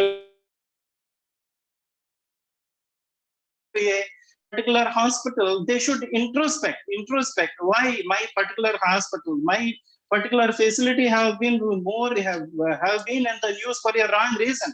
Like that, they should introspect and they should take measures. And because in majority of the situations, majority of the hospitals, the healthcare staffing, is very much inadequate, because it is a global issue, particularly the doctors and the staff nurses or the paramedical staff who are trainees have been posted in their job, and they do lack the managerial skills, they do lack the communication skills. I want to highlight one example. Previously, I think 5 years ago, I was associated with a cancer hospital, and in one day, the hospital decided to make its equipment as a, for preventive maintenance schedule.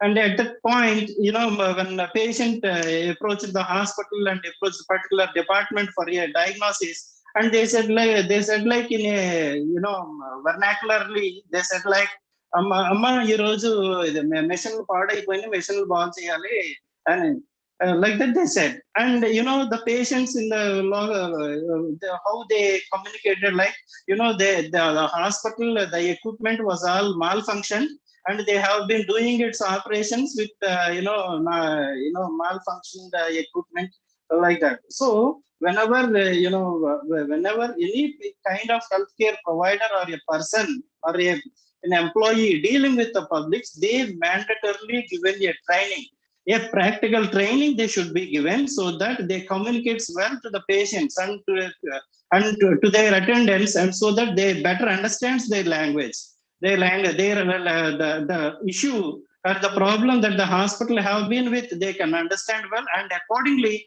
they can take a decision. And nowadays there is a mushrooming of hospitals, and the patients are having already better options. They are already having better choice, and they are opting a particular hospital after reviewing 3 or 4 hospitals, and they are well informed with Google, well informed with their natives and all. But when the situation or the life situation of life is going worse, and they have been taking very adverse steps, and it is very much unhealthy. And we all know health is wealth, and if we want to safeguard the wealth of the country, it should focus on the health, and particularly health providers. Because as I said in the beginning, prevention is better than cure. We should more focus on prevention. Yeah, there is a very you. important point that you made, that is communication, and we'll get into detail about that too. So I think this is what I think we should do. I think all the panel members got an opportunity to share their perspective, and I think we should invite Mr. Krishna Mohan to actually ask us questions and get to the bottom of these problems. I'll simply say this. I know this is not an easy process. Everyone has a lot that they want to say, they want to share. There's a wealth of knowledge, their experience and all that. And people watching this, I hope they are getting different perspectives from different people, all sides of the coin, not just 2 sides of the coin. We have like 10 sides of the coin here. So that is important. And often to solve problems in life, it takes patience. It takes patience. Everything is not going to be like a Tagore movie or RGB movie where it is going to be exciting. It takes patience, one by one, listening to people, trying to understand. Yes, you may not agree, you may agree, you may be feeling bored. All these components will come. Listening to people, understanding their perspective, making them feel understood. And then that is going to build a platform to actually do a good work in solving this problem. And we have done that patiently for the past 1 hour. Thanks everyone. Thanks everyone for being patient with us. Now, let us get into the details. So, Krishna Garu, please go ahead and you help us, okay? Yeah. A very good evening to all of you. Yeah, thank you. Go ahead. Yeah, I'm Krishna Mohan. I am basically a consultant for various industries for computer-aided design and crafting. I cater to do all engineering drawings for various industries across the country. And I'm also into environmental projects. I'm a freelance writer and a leadership trainer. So that's briefly about me. Well, friends, Dr. Kiran should be appreciated for initiating this wonderful discussion. And all the panelists so far have shared their beautiful thoughts, their individual thoughts. Now I think it's time for us to put together all these things and perhaps maybe further discuss on a few more things so that it will be more fruitful. And since we have the secretary of the IMA also with us, I think we can jot down all these things together, put together, and give a representation through the IMA. I think that will lead to a better discussion. So I request all the panelists to participate actively in the further course of discussion. Before I go ahead with some of the questions that we wanted to discuss, as Dr. Kiran in his opening remarks told that this problem of violence against doctors or healthcare providers is not unique to India. It is spread across the world. That's the reason WHO also has defined the attacks on the healthcare as any verbal or physical attack of violence or obstruction or threat to that interferes with the ability or access to the healthcare. So anybody who obstructs the availability of healthcare also is an act of violence. That is how WHO has defined it. So it is much more than the physical violence that we are actually discussing so far. Even if somebody obstructs or suppose somebody causes obstruction from entering a healthcare facility, that also is an act of violence according to WHO. So now, friends, now since all of you have expressed your opinions on various aspects of the violence and why it's happening and all those things, I think can each one of you, in a couple of lines, condense this into the reasons for violence? What, in your opinion, is a reason for violence? Can you just put it in one point or one reason? Each one of you, if you can give one reason why it is happening. Jayanti garu, one reason, according to you, why violence is happening against the healthcare providers. High expectations from doctors in terms of health. Okay. High expectations from doctors, you mean, madam? High expectation from doctors? Yeah, means like without understanding the gravity of the illness. As I said earlier, without understanding the gravity of the illness, what exactly the patient is suffering with and all, the expectation from the first and foremost, when one reaches the hospital or a doctor, the patient and his or relatives expect cure. Yeah. So high expectation. Yeah. So let us, I suggest someone maybe. Undue expectations, let me say undue expectations. Undue expectations from patients. And let us actually take notes now. Someone, I don't know who it is going to be, whether it's Krishna Mohan Garu or Can Naishra Garu help us on this?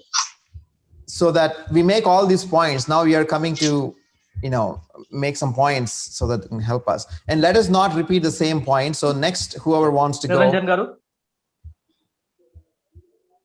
So my view was, as Jayanti Garu rightly pointed out, we are expecting too much from the doctors. And forgetting their own strength or forgetting their illness. They are expecting the doctors to treat them immediately, and then the result will be 100% in their favor, which all the times may not be possible because of the medical issues or any other problems. The expectations of the patients are not being given by the doctors because of various reasons. That's not the fault of the doctors. So therefore, the patients are getting wild sometimes, and they are creating a violence part without understanding the actual reason for their problem. Yeah. Is there any other point that you want to add apart from high expectations, sir? High amount of fees is sometimes. Okay. Good point. High amount of fees. Here I want to. One more point, sir. Yeah. Okay. Doctors are not able to spare that kind of time what the patients are expecting. They are quickly disposing the patients, not giving the sufficient time to understand the problem of the patients. And because of their professional hurry or because of the many of the issues they have to attend, they are quickly disposing the patients without giving the sufficient time to hear their problem. So high fees and doctors' time are two. Yeah, high fees and lack of time, patient overload likely. Yeah. So I want to invite here Dr. Gopichan to share in 2 minutes what he thinks about what Mr. Niranjan Rao has said. So unmute yourself, sir. Yep. Yeah. See, it's like the traffic problem in a given city with all proper signal lights and everything. All the traffic perhaps can go in a seamless way to their destination of recovery, joy, happiness. And unless the vehicle density and the road conditions and the road are improved, a best of signal at a particular junction and best of training to be a driver will not change the accident proneness. So unless the doctor-public relation is improved, the doctor-patient relation will not stand as strongly. So now what causes? two things: an agitated mindset of the harried patient and attendant and group, with unpreparedness for the sudden medical expenses, which pushes majority of members into debt trap. That agitated, disturbed, unprepared mindset on one side is meeting highly technically knowledgeable trained people, but who are absolutely not oriented in general management, who are dismally trained or oriented towards communication management, public level with the media, social media, communications management, dismal. So when these two are there, it's a deadly combination, and once in a while precipitation is bound to happen. If there is one mob attack in Delhi or Noida or Anakapalli or Kerala because of social media, entire medical fraternity at all the places is affected. So it has four dimensions. So consequences of consequences. What happens if there is a mob attack? With this, I'll stop. There is physical, emotional, mental, and spiritual dimensions, and there is collateral damage. Physical damage, so that members can prepare for each of the damages at the preventive level, at the treatment level. So there is damage to the physical harm to the structure of the hospital and to the people. And then there is emotional aspect. Dr. Lakshmi has mentioned about fear. So the fear causes delays and diagnosing, erring, so many things. And fear affects the family and the friends, and it in turn affects the quality of the practice. Then there is intellectual damage. So more and more mob attacks lead to what is called defensive practice. So doctors will not dare to go at the border level, go that extra step into exploring, take the risky cases, cases in high risk. They will just refer, do the first aid and say, go to higher center, higher center, higher center. So it will lead to what is called defensive practice and increase in the investigation burden. For every decision, one has to have an evidence of a lab report kind of thing. Even a 10 years practice, 20 years practice, a doctor with that kind of practice, if he also has to have some documented evidence to show some prescription, that adds to the investigation load, time, cost, expenses, and medical economics. And then there is spiritual dimension. So the relation in the social fabric as a doctor need not be a god, but the act is godly. So the relation of caregiver is, even if it is a consumer based, it changes. And there is collateral damage. If there is in a given hospital, because of a patient mishap and everything, one attack is happening, the rest of all the patients and attendants, their all plans of recoveries, treatment, surgeries, discharges all get disturbed because of this attack. So the entire patient group in that hospital nearby are also affected, not because of any of their things. They get discharged, all the paperwork, everything. So that adds to one day extra cost perhaps for all of them. And the staff, nursing staff, will discourage them from going to that hospital or any hospital for some few days. They need to be provided some escort even to come to the hospital. So the collateral damage is even much more. And the extended damage because of social media communication, creating all these four dimensions across the nation, will add to the burden of cost and everything. So claps the agitated mindset, disturbed mindset with unprepared for the suddenness on one side, potentially and really throwing people into debt trap on one side, meeting gap in communication management and general management skill in a highly technically knowledgeable, skilled people. That is a dangerous mix to produce precipitation. So we need to work on these two issues to improve the scenario. Then if it happens, as Dr. Lakshmi and other members are doing some law, she may have a wonderful alternate career as advisor doing workshops. I invite her, and Dr. Kiran is doing such a wonderful job to spread the medical legal awareness, orientation, sensitization. So there are alternate careers for many doctors who choose to sensitize such members. So every challenge also is an opportunity. So if the legacy is given as this scenario, let the members now give a wonderful scenario, solve this scenario, and let other members have other challenges. Yeah, over A to lot the of room. good points made. A lot of good points made. Of all the things that really, a very strong point is the collateral damage. People may think that going and attacking a doctor or a facility is going to solve their problem, but actually it is actually creating more problems, not only in one place, but everywhere else. I compare this to COVID cytokine storm. So in COVID, what happens is there is a virus, and in most people, what happens is our immune system just takes care of it. It's done. 90% people, they're just fine. In some people, what happens is our immune system overreacts. There is dysfunctional reaction to the virus. And that is what leads to this COVID cytokine storm, where instead of sending 10 police, it sends 10,000 policemen and everyone starts shooting everyone. And then there is a big problem in our body and people die. The same way in our healthcare system, we can compare this reaction, this mob reaction happening at one place, and then it is spreading all over the country because of social media or even the general media. I'm not trying to denigrate whether it is social media or general media, but sensationalism is what people wants to catch on to. No one wants to watch an award-winning movie. Everyone wants to win an action-packed movie. That is how we human beings are. We want that sensation. It is not just media's fault. It's just not social media's fault. Those are just tools. They're only showing us what we want. Social media and media are a reflection of what we human beings are. It is a reflection of what our society is in the current state of mind. So we should not only tell the media and social media, stop doing this, but we should tell ourselves what kind of person I am. What are the things that I want to do?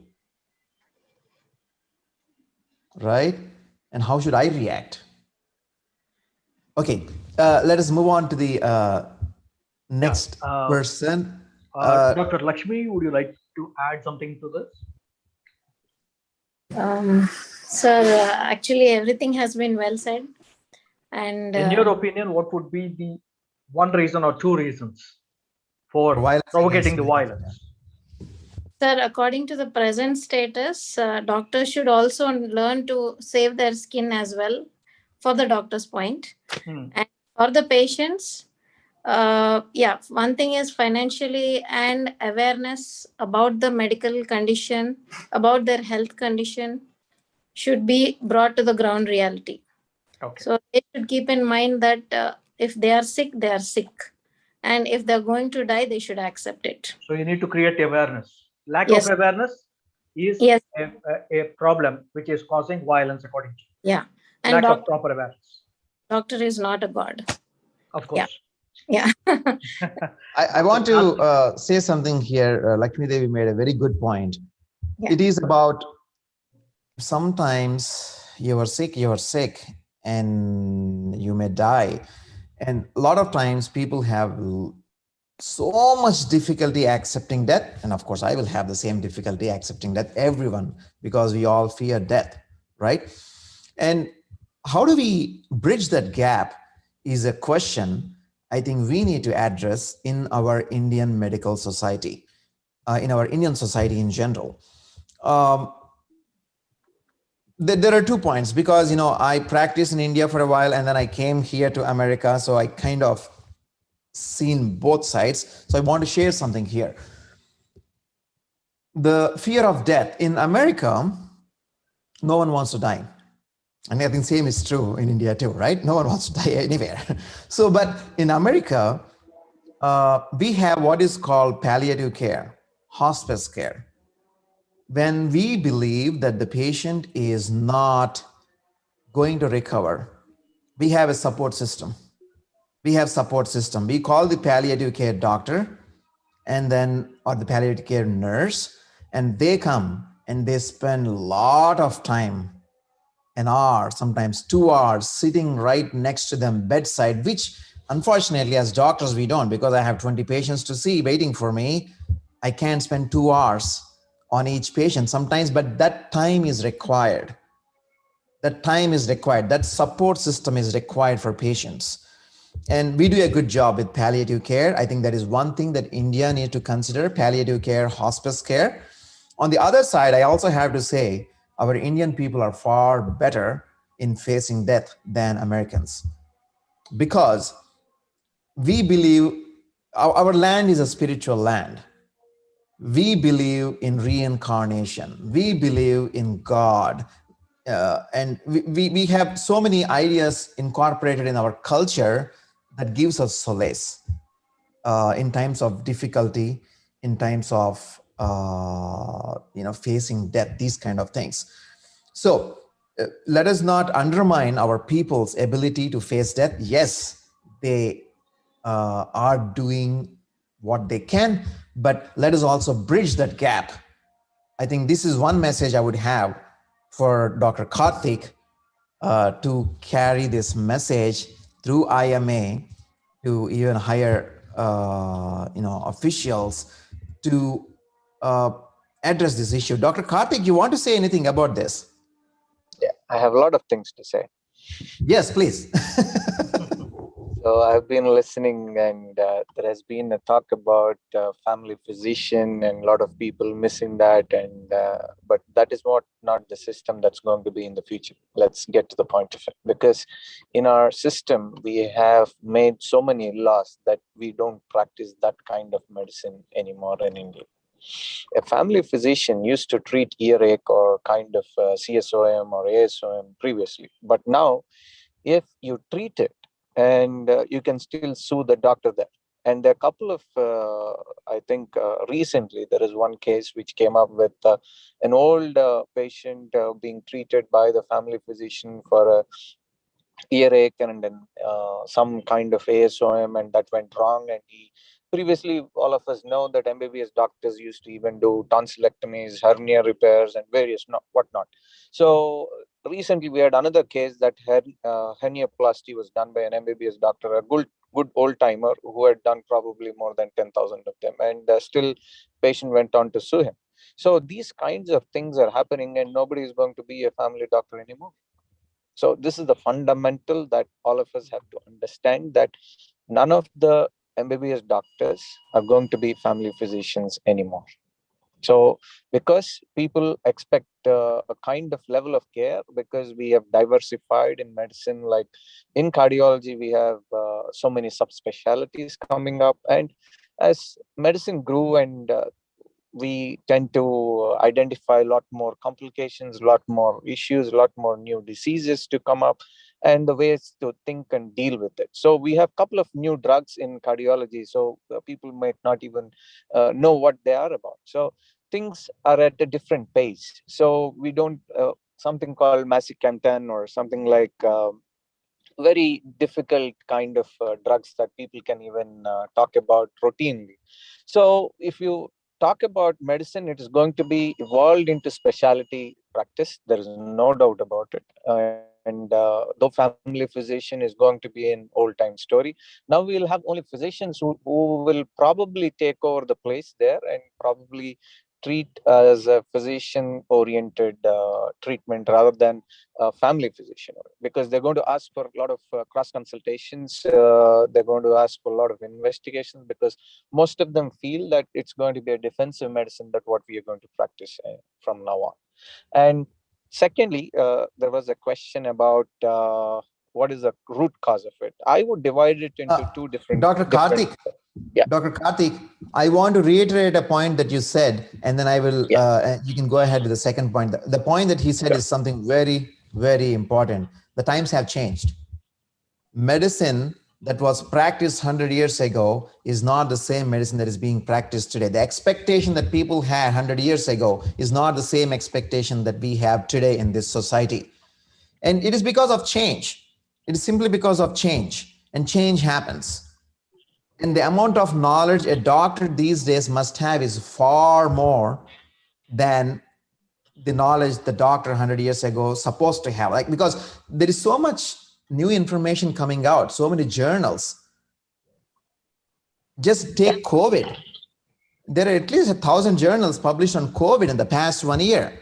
Where will a doctor will have time to review everything of general medicine, a general practitioner, and also have a robust practice.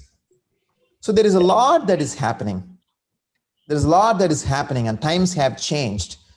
And yet, I would say this point here, even though the family medicine or family doctor may not be able to solve all the problems, I think one thought to consider is having a point person. Maybe he can refer to everyone else around, and then he becomes a point person. That is one thought to consider. Yes, Karthik, please go ahead. But this is a very important point that you made.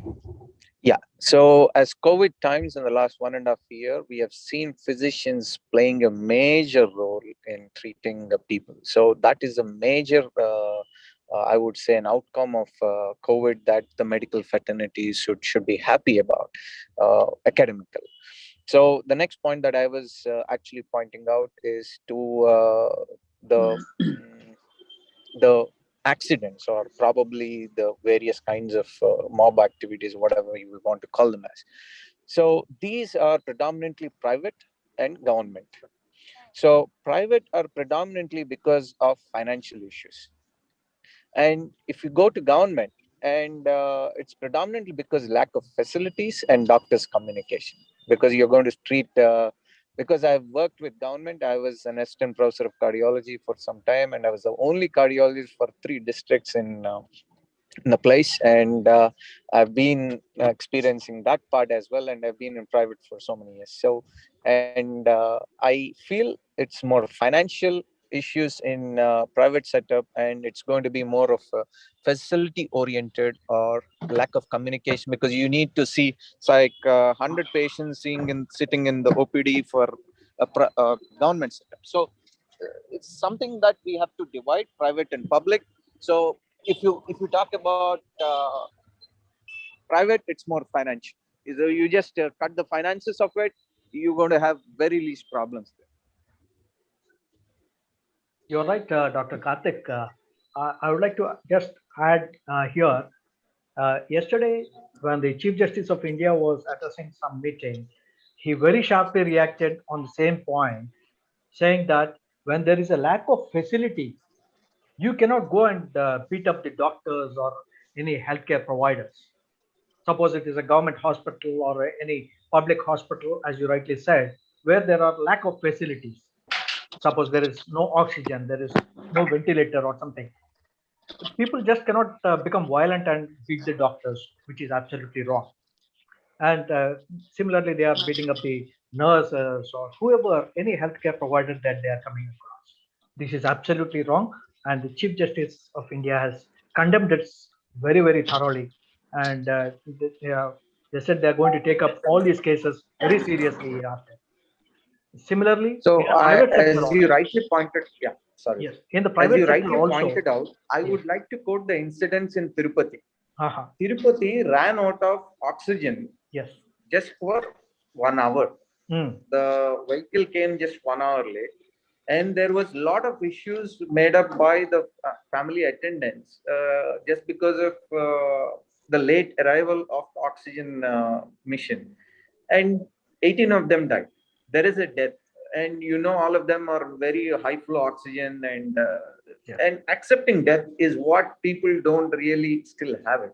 See, as we have been trying to solve a lot of problems, and government is also trying their best to do it, and people should understand not everything is possible or death is inevitable. That is what people have to really get it. Death is inevitable, and whoever జన్మించినవాడు ఎవరన్నా సరే మరణించక తప్పదన్నట్టు. So that is the quote that everybody should have it, and I am ready to die tomorrow. So that is how I live, and people all should do it. That is what I tend to tell. Yeah. Acceptance. I have a point to make here, because death is a topic that keeps visiting us. So I would like to say a point here, and I want to take anyone's response to this question that I'm going to ask. Now I'm taking the role of a patient's advocate, not as a doctor. Okay. So what happened was, approximately 1 year ago, last August, my very close cousin, his father, who is around 70 but healthy, in good condition, Of course, he had history of diabetes. He has history of hypertension. They're being controlled well. And then he also had a history of cabbage, which is surgery for his heart. Now, that was long back, but he has been doing well for almost 10 years.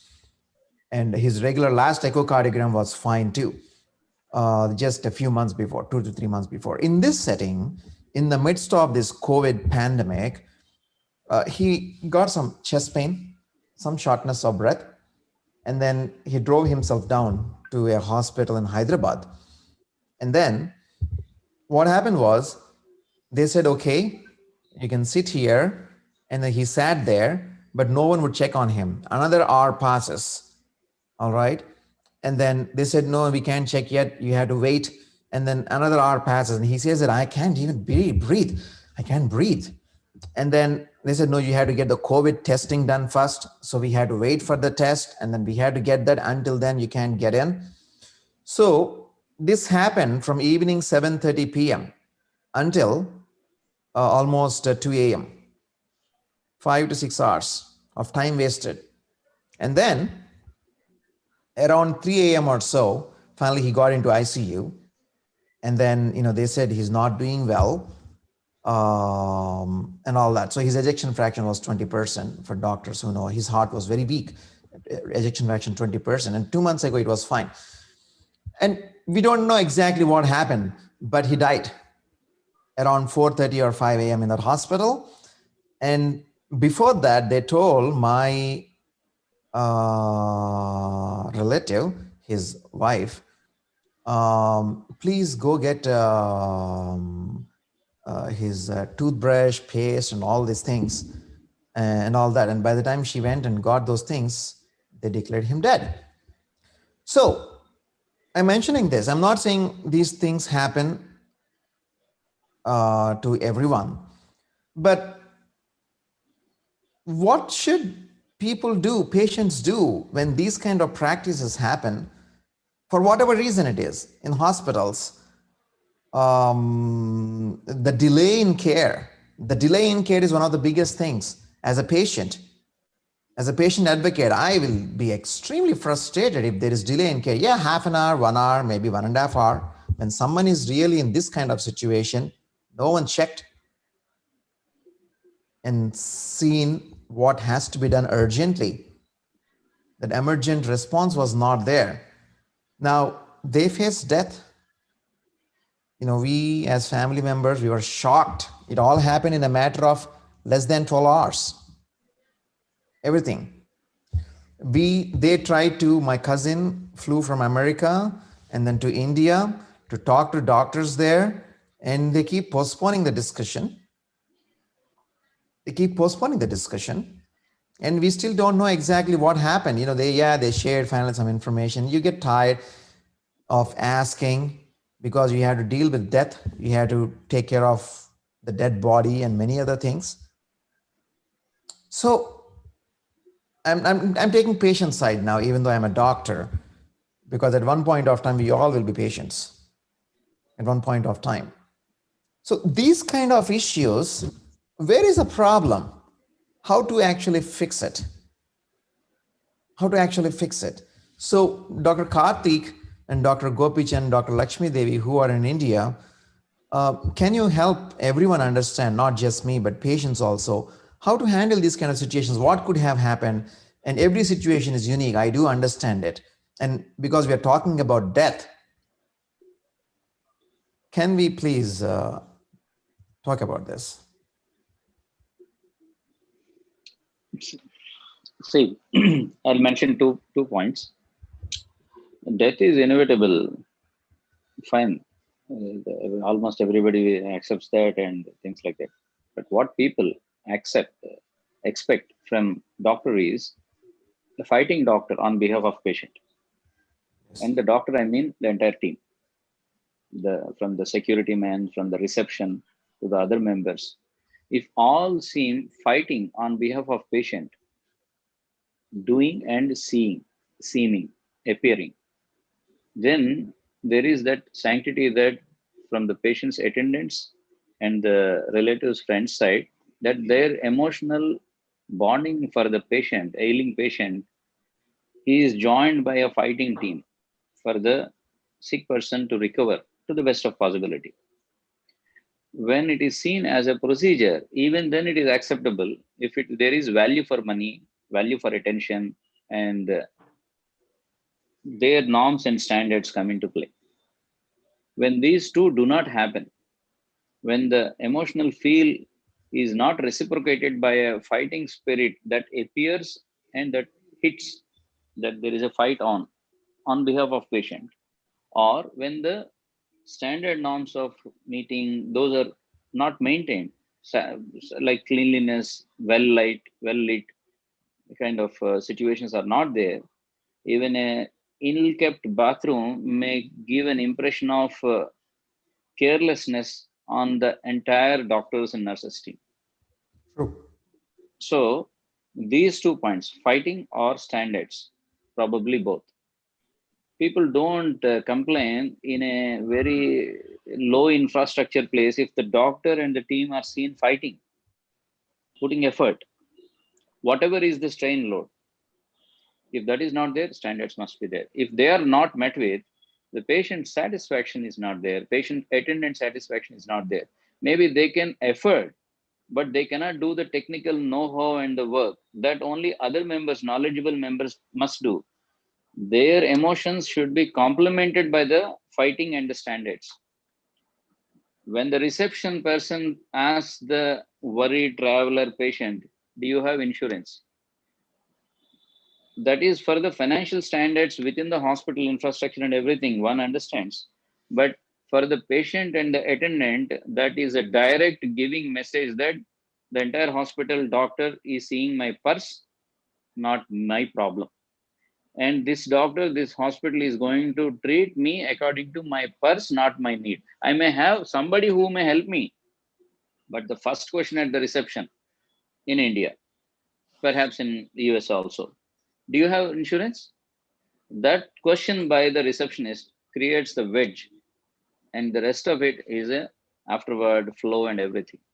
That's it's solvable, and that's the point I say.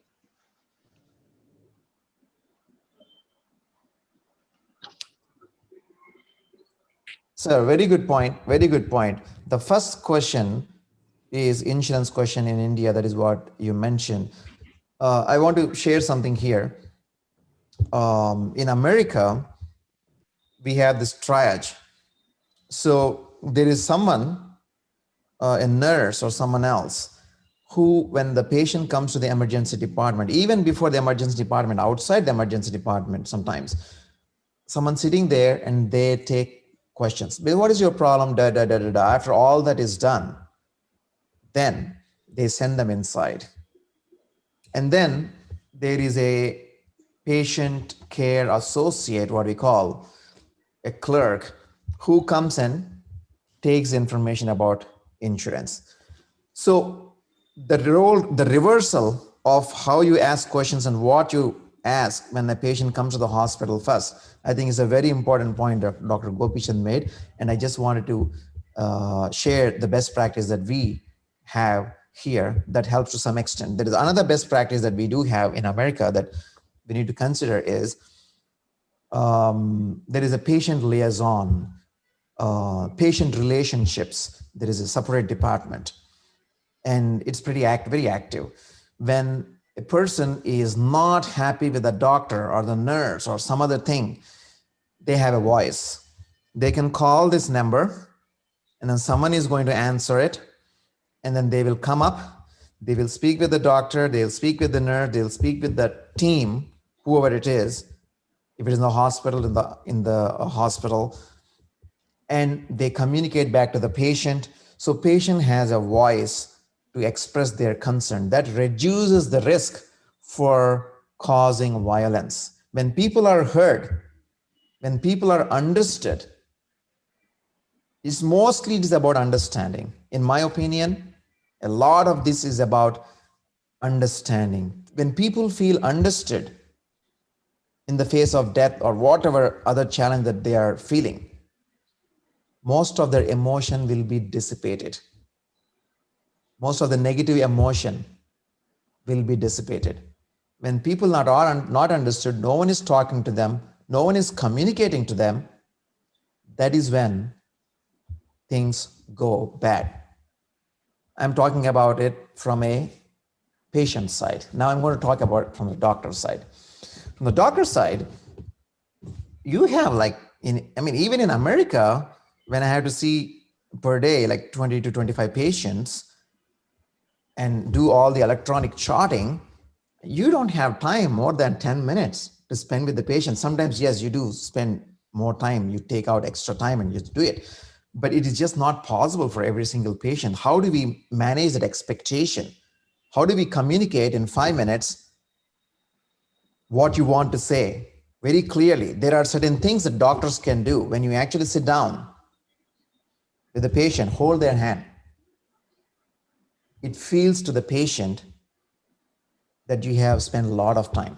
When you stand up and the distance is more between doctor and patient in that room, or when you're running away and talking, even though you have spent 5 minutes, it only looks like 2 minutes. So there are very basic things that the junior doctors should be trained. No one teaches us these things when we in medical college or later. I still remember when I fresh came out of my residency and then practicing, the way that I dealt with things is much different from how I deal with things today. And some of these things will only come with experience. No amount of training will replace, only with experience. The tact with which you handle a situation.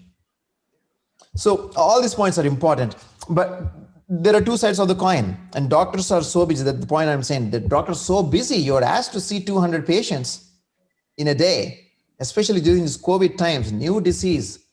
You have to wear the mask constantly. There is so much going on. You don't know whether you're going to get COVID. So, but like I am taking patient side, but patients also should take doctor's side. What are the problems that doctors are going through? Why is this happening? Why? What are the problems the corporate hospitals are facing? What are the problems that government hospitals are facing? People need to be made aware of the problems, both sides. Both sides should come together. Like Dr. Gopichan said, the public and doctor relationship. I'm not talking about an individual patient or doctor relationship. The public relationship with the healthcare system is fractured, but it is still repairable, in my opinion. And that needs to be the main focus. Until that happens, until that understanding is there between these two entities, and the media should help, the social media should help, everyone should get on board with their single purpose. A lot of negativity will come down. Understanding is what dissipates a lot of negativity. We may not be able to change the law tomorrow. We may not be able to implement the policies, everything in the next 6 months or even 1 year. But we have a very powerful tool, that is understanding, discussing. What is your problem?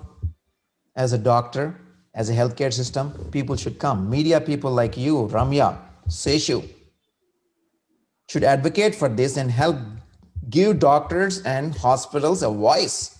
What is their problem? What are the struggles that they are feeling?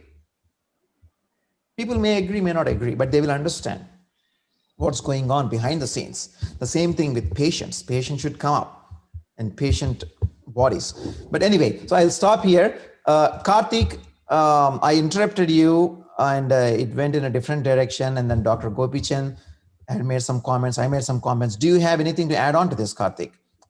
And then I'll go to the next person after you. I know we have a lot of points to make, but yeah.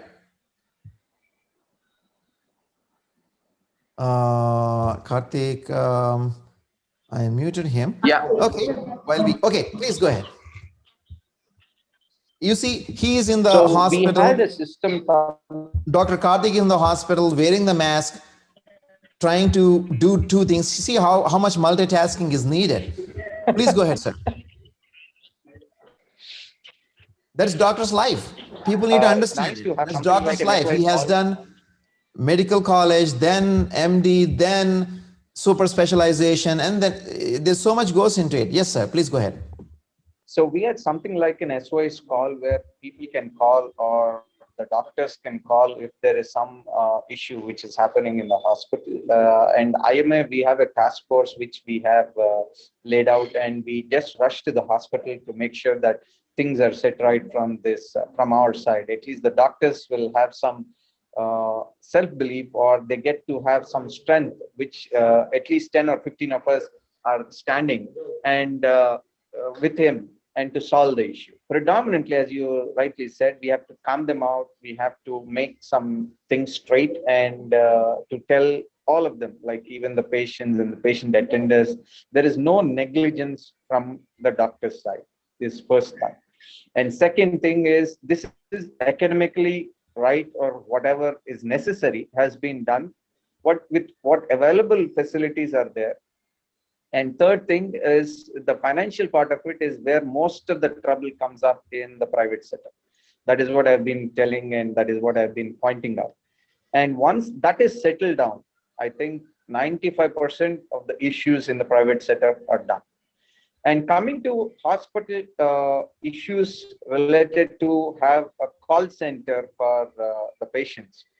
This is what the government has actually implemented during this COVID time, and where people have called for various issues of even admissions, and a lot of them have gone through admissions through the call centers. A lot of them got treated freely, where the government has reimbursed the hospitals, but the amount of reimbursement was very less. That is what the private hospitals went through a bit of kind of strain, and they had no problems. And a lot of deaths happened during COVID.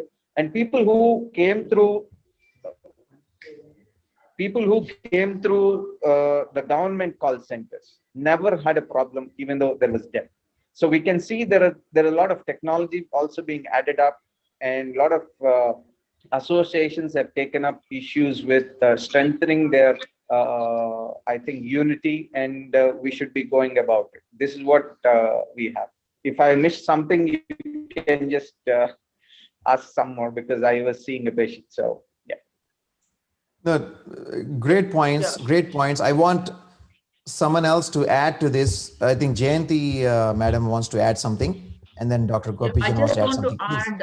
Please. add, Dr. Kiran, and I just want to add one point. What Dr. Karthik said is rightly said. See, whoever is approaching the courts, especially the consumer courts, you know what is the relief they're asking for? Not the life of the dead person. They're asking for compensation. The demand is for compensation. That means they're quantifying the life of a human being. So it's always a life vis-a-vis the cost. So when the cost is going up, when it's going to exorbitant heights, that's where I feel on the scale of 10, 9 cases are happening, these mob attacks or whatever, is because of that. You made a very strong point, madam. If, for example, when I analyze all these consumer cases, what I see is compensation. Anything compensation. Yeah. So human life vis-a-vis the cost. It comes down to financials always, no matter, because we live in a money-centric world.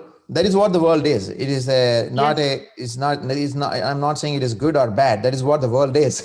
So I would say this, if I buy an iPhone with $1,200, I expect it to work properly. Exactly. If I have any problem with it, I'm going to be very upset. If I buy a phone with, hey, $50, if it goes bad, I'm like, that's fine. I'll buy another one. So the cost of the healthcare that we are providing should justify the value from our doctor's side and the healthcare sector side and government side. I think that is what people need to think. Are we providing, I'm charging 2 lakhs rupees per day, let's say. Am I providing all that is needed for the 2 lakhs rupees? And is there anywhere there that this is the standard? Do we have a standard? This exactly should be. Are there, to me, I'm not sure about it, but what I heard from different patients is that there is no clear standard. But I would like to ask doctors in India to actually answer this question. Dr. Gopichan, sir, please unmute yourself. See, value for money is a concept. It must be addressed. There is a practical problem that is unaddressed by the existing all hospital managements, all over, government or private. See, if there is, as you say, 2 lakhs or 3 lakhs that is charged, for a phone, the person holds the entire 2 lakh unit in hand. He can check this side, that side, check the box and everything. Same with any other thing. One goes to another different service, saloon service, whatever is the charge.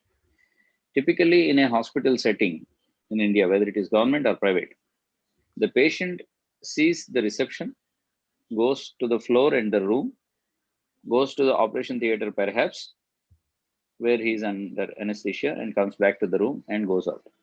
Attendant walks in the corridor. The 2 lakh charges go for the unseen things, the laundry, central sterilization unit, the operation theater, the lighting, the laminar flow system. So the patient, neither patient nor attendant sees the entire hospital infrastructure. So they do not understand. It's difficult for them to get the value for the 2 lakhs. Now add that to communication mismanagement and general management gaps. They have taken money and they have not addressed me in a human way, neither in a standard way. I cannot see why this bill is happening. Same appendectomy in a non-NABH in a hospital may cost 25,000. Same appendectomy may cost 60,000 or 1 lakh or 2 lakhs in a different system setting. Someone who is used to seeing settings may say 2 lakhs, okay, fine. If the pocket is deep.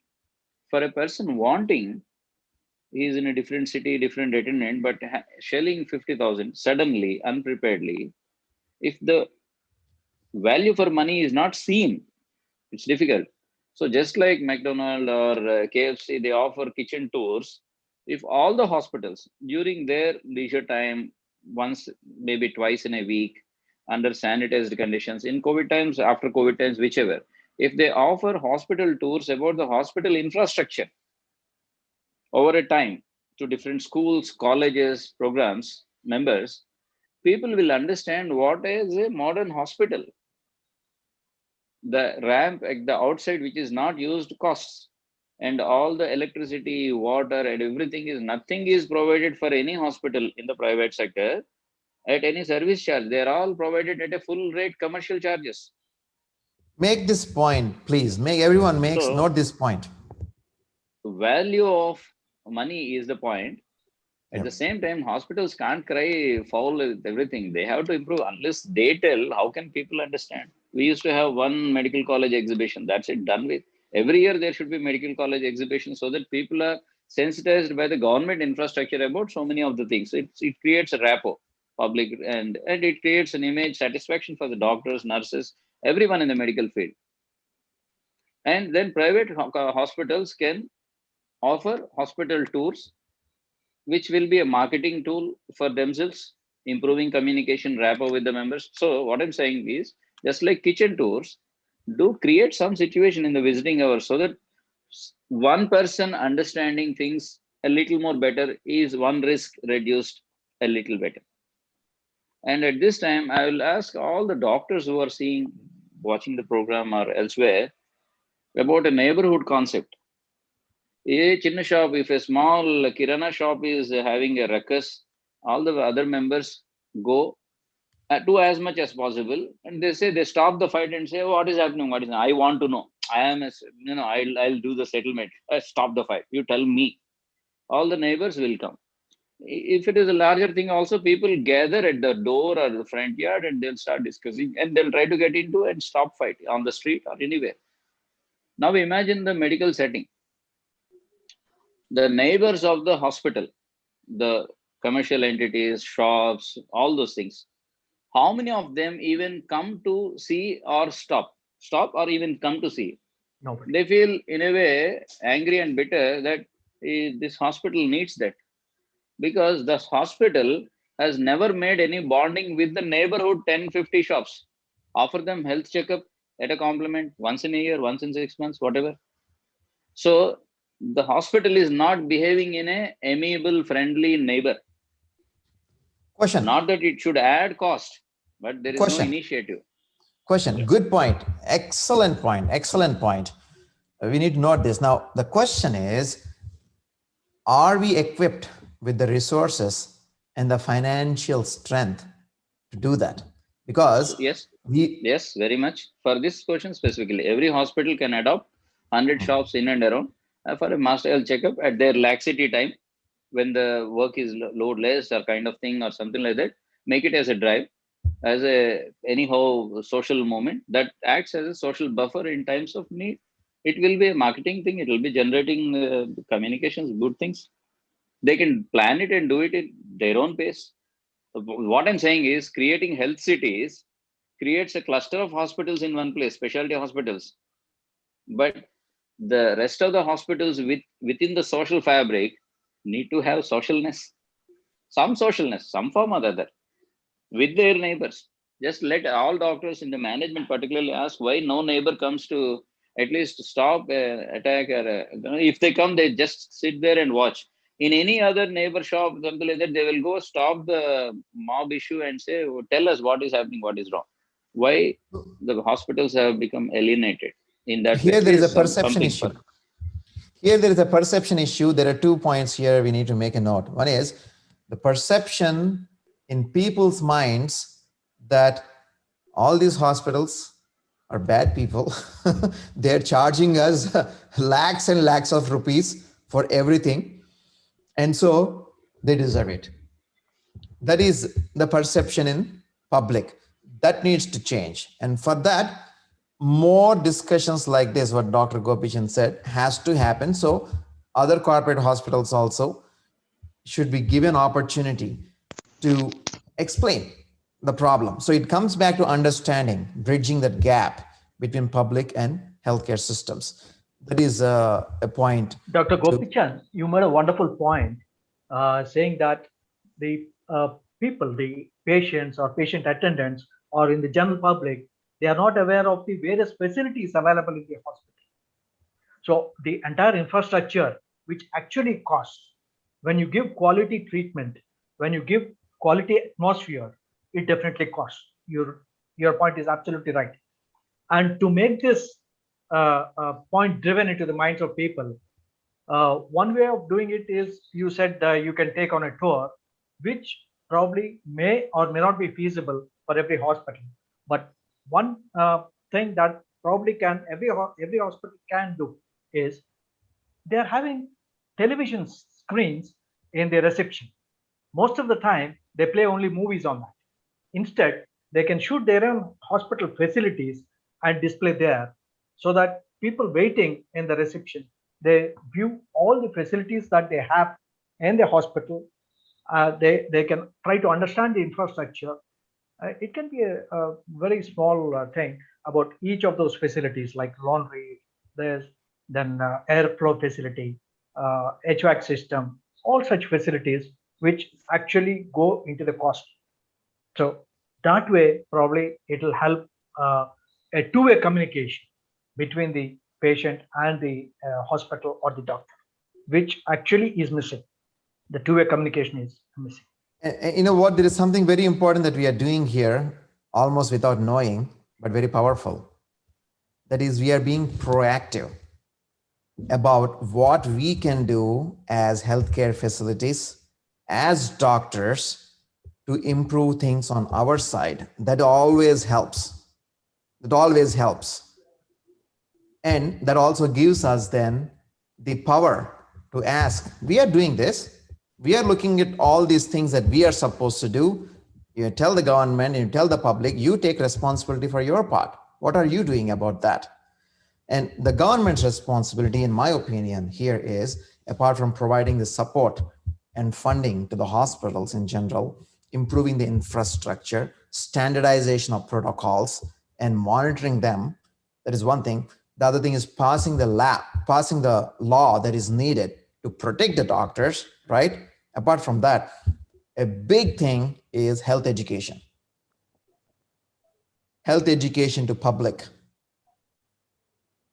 about anything in general. Like, if, for example, take COVID, just take COVID, for example. There is so much misinformation in the society about COVID.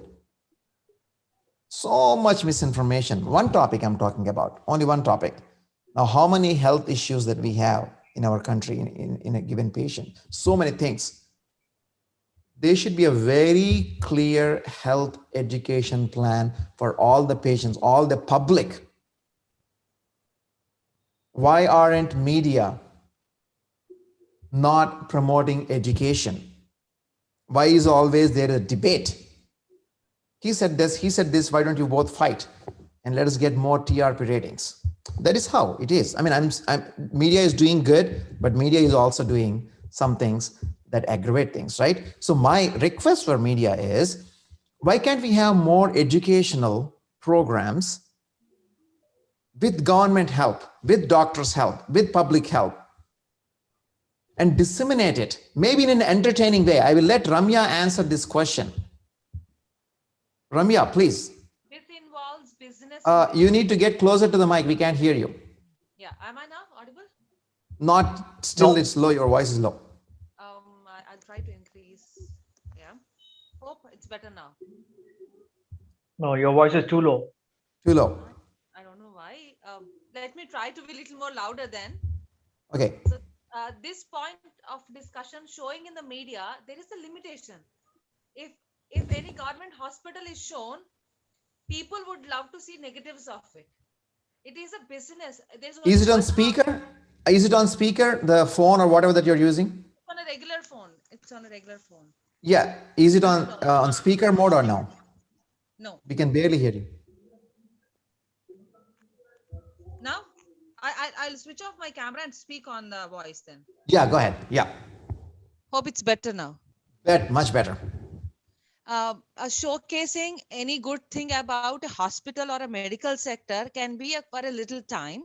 In media, there is every channel has 1 hour must show about any health issue. So, and if you observe any channel, any news channel, 2 to 3 or 3 to 4 is a doctor's time, doctor's hour. Hello, doctor. These are the programs, sir. So these places are also being converted as the place where any hospital, they do pay to the channel. See, when a corporate hospital is different from a government hospital, a paid show is different from a normal show. As you always know, when a dog bites a human being, it's not a news. When a human bites a dog, it's a news, right? Yeah. It is that simple. A normal practice of a doctor may not be a great thing every day for everybody. But one unknown case, like for, having triplets at one delivery, or 4 children at a single delivery, or some unknown case being solved, or two joint siblings being divided. These are rare cases, are always a hit news. We can't expect every time to showcase all the hospitals, because there is, again, it's a business. When a corporate hospital can shower money and ask them to show for 1 hour. Ramya, I want to interrupt here one point. I don't think anyone is asking to showcase hospitals in media. What I am proposing is there should be more health education programs in media in an entertaining way, in an engaging way.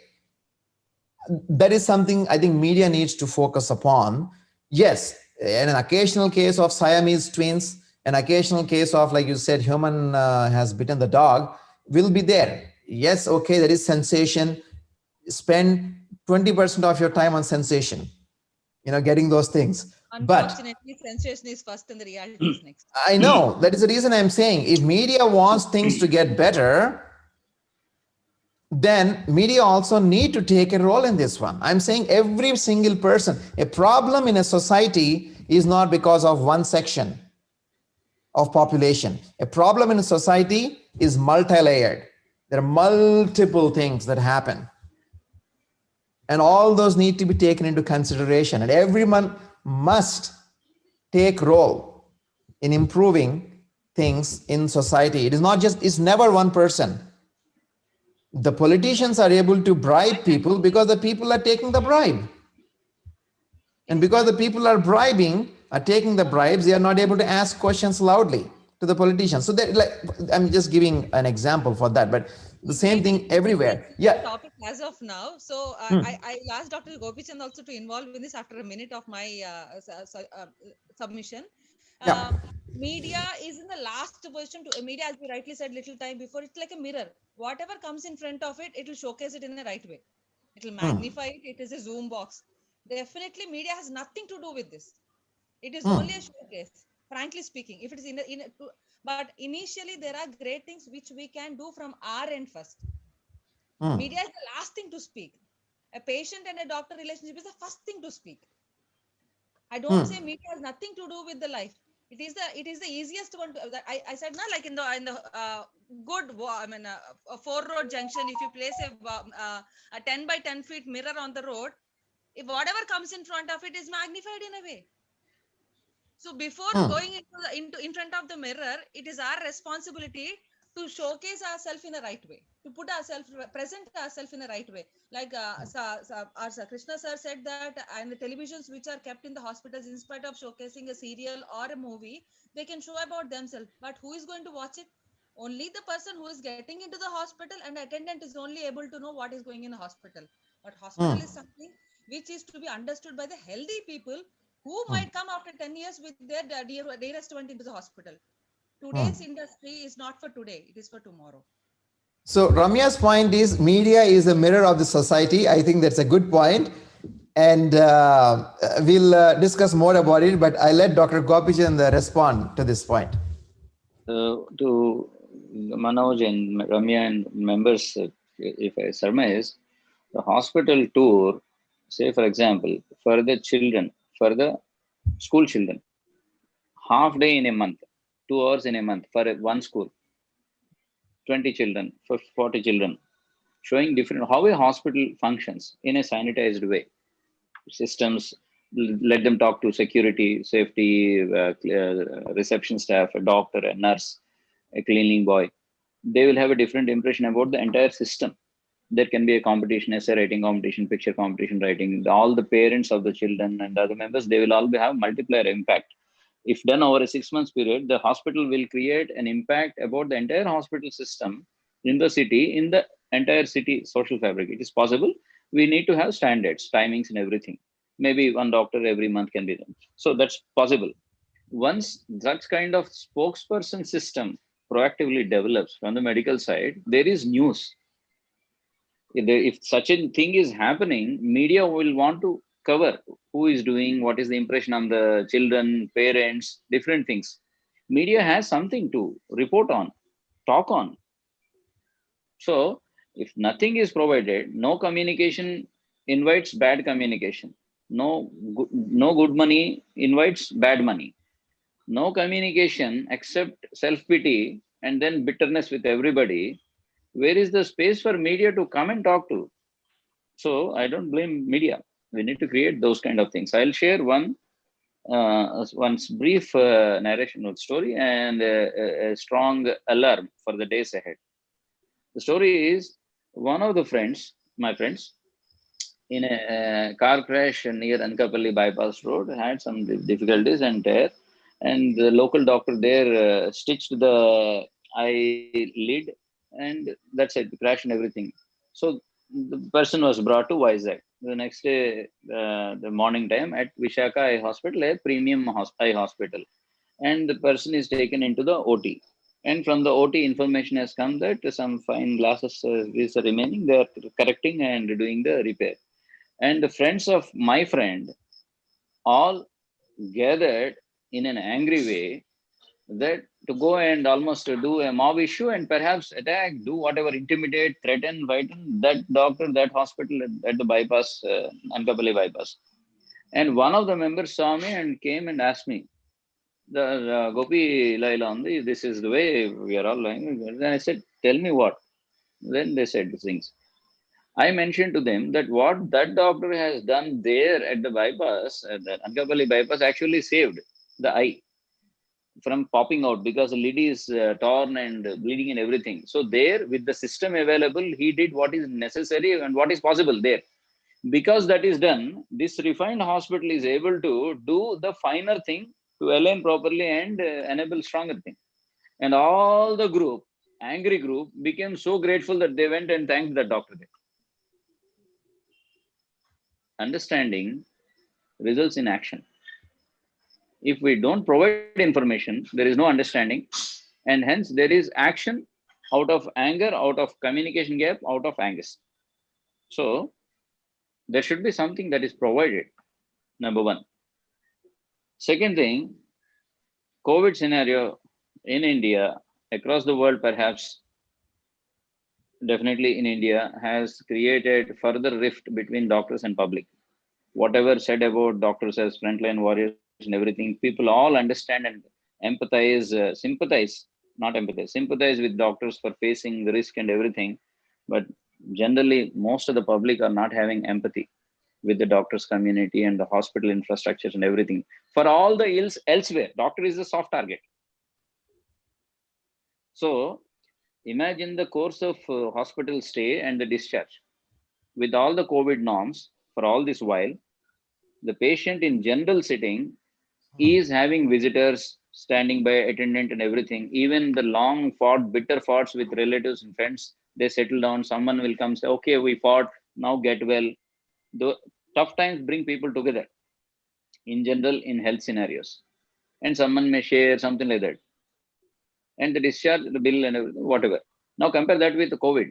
All the 4 or 5 days, the person is all alone, feeling like being in a jail, not having any visitor anytime with the norms, feeling. And then that COVID patient is not seeing any doctor, any nurse, seeing only the masked people and the PPE people. It's a painful stay. And at the time of discharge, because the person has perhaps joined out of panic rather than the need of the hospital infrastructure, but requiring medicine. The hospital may have given oxygen and medicines, and the person after 4 days, 5 days, he says, I am only treated with tablets, not knowing what is going on at the human HR issues. Staff are not there, extra staff are brought, cannot be brought from anywhere. Some members are already in quarantine and things. So these things happening in spite of that. So that all of that is not seen, but stay is painful. At the time of discharge, the bill is very frightening. Whatever is the bill, because they see I have just stayed, I've eaten, I've given samples, not even injections, not much are given. So imagine this load, sudden expenses, whether it is 10,000, 1 lakh, anything. The entire public is having extreme angst and anger. Just yesterday, I was in a meeting at a prestigious campus with a former bank chairman. I was coordinating the meeting. And in the meeting about the higher academics, making India stronger, at the end of it, one of the persons, all faculty, 60, 80 faculty of different branches, one asked, sir, hospitals are looting in COVID time, banking norms and every regulations, what to do? That was the question in that kind of meeting. Imagine. So unless the public anger is addressed and doctor public relation is improved, doctor side stories are told, along with sympathy, empathy is also built. Unless we do that, all specialities, all doctors are at risk of precipitations of mob attacks, intimidations, and so many things in the post-COVID. Post-COVID doctor is even more precarious than the public. Then we can solve it, we can manage it. Yeah, this is an alert. And that story is about communication. Once we have, as Rami Garu said, once we have it, some information, media can definitely show. Let's not blame the media as it is. Let's provide information, stories in an interesting way. I wanted to add a little point. If something is in a newspaper written wrong, there are people who mob the news editors place. Like something wrong happened, Inadu paper, Ramoji Rao Garu is taken to jail. Some news channel head, they've been put into jail. There are many situations. If any hotel, if they did not provide proper food, the one who cooked it is put under bars. The manager or the owner of that hotel is also put under bar. So these are the things. A mob attack is everywhere. Let us not just put in front of the greatest people on the earth like doctors. It is not only confined to the doctors thing. Now we shall understand this has happened and this is shown. As you rightly asked me, why the media is not showing? If we start showing things like Anandrao Garu, that medicine from Nelluru, so good things are shown for some time, it can be turned in a wrong side also. So it is a very care, as you rightly said, the media is a very sharp weapon. In a minute, it can turn anyway. So you don't know who is playing the game behind it, but you have to be chopped by its hard effort. So don't expect. It is good to not to be on media so far. That is a right way of saving ourselves. Actually, in extension to this, I would like to make a point here, especially in the corporate sector, the doctors, they are actually employees of that organization. Most of them, they don't be a part of the, I mean, they are not partners of the organization. They are mostly employees of the organization. And they are the patient facing people.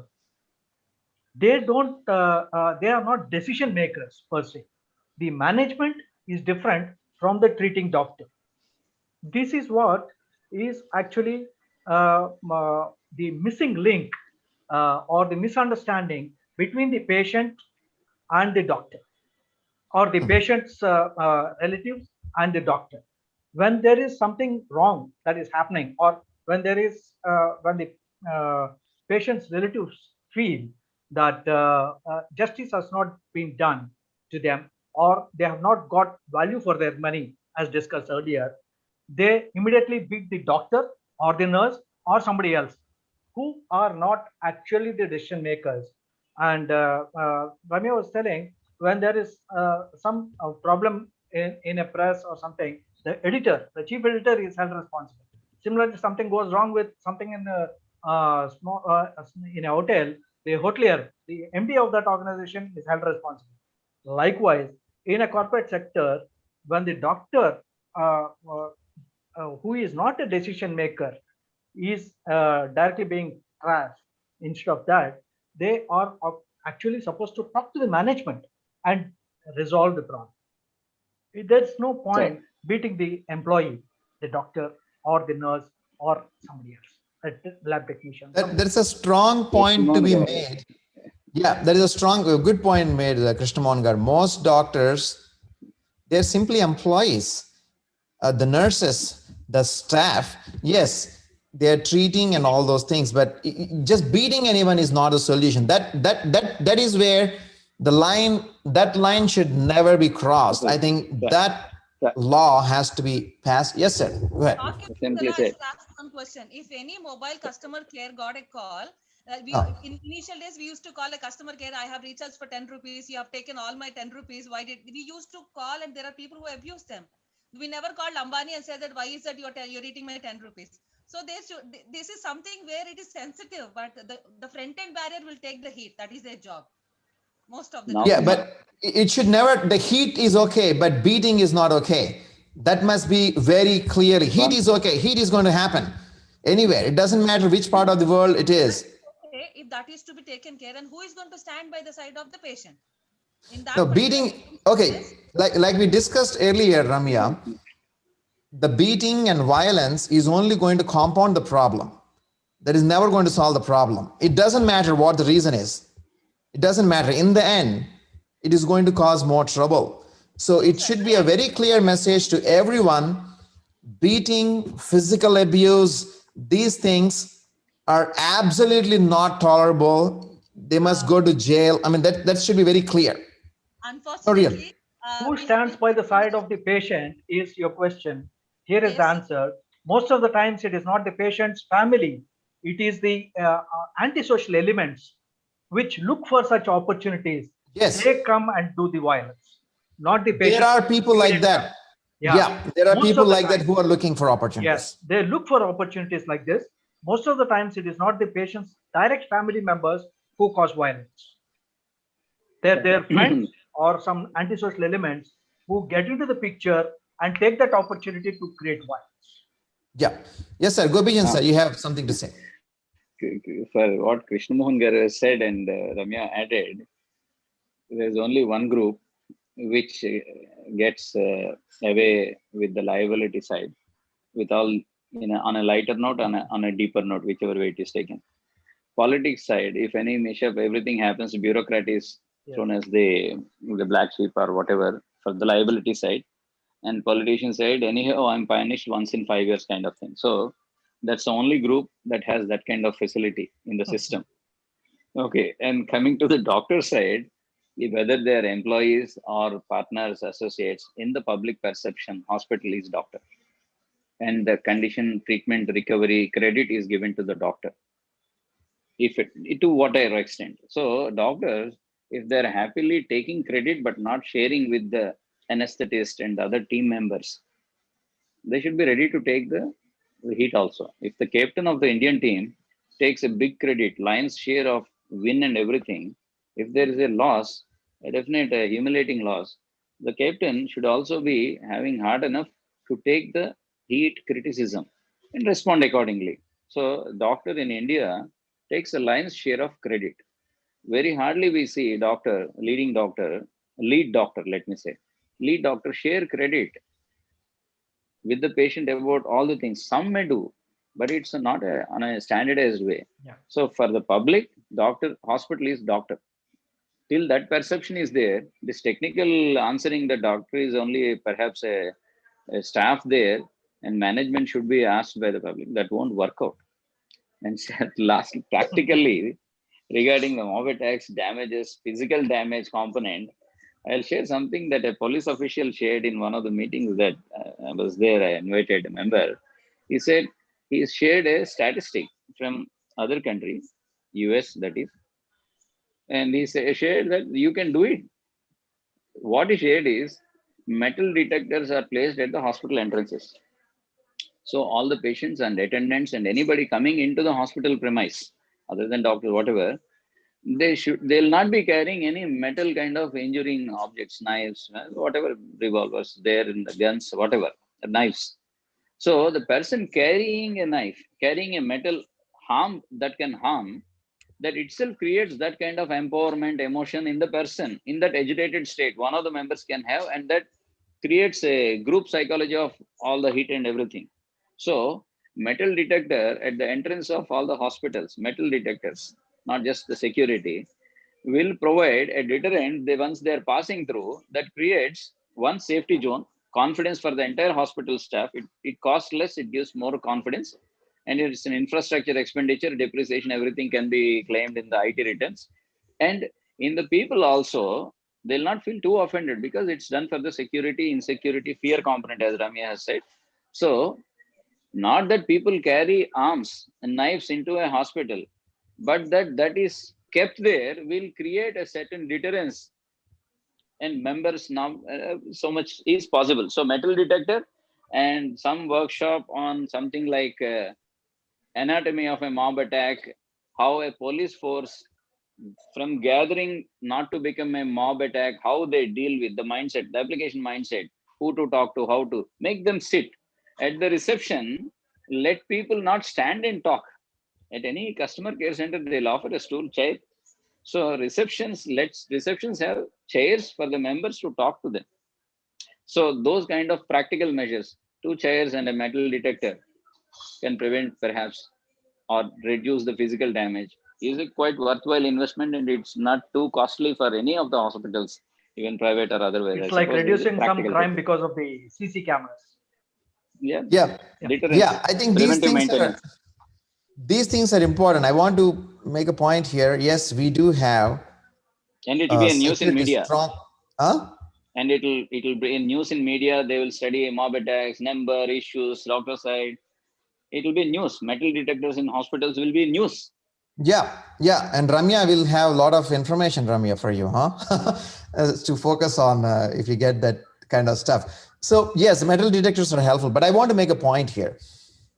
The workplace violence is one thing where something happened there and people act aggressive. Usually the attacks on doctors and nurses at workplace, the violence, even though may happen, and does happen, it is less violent.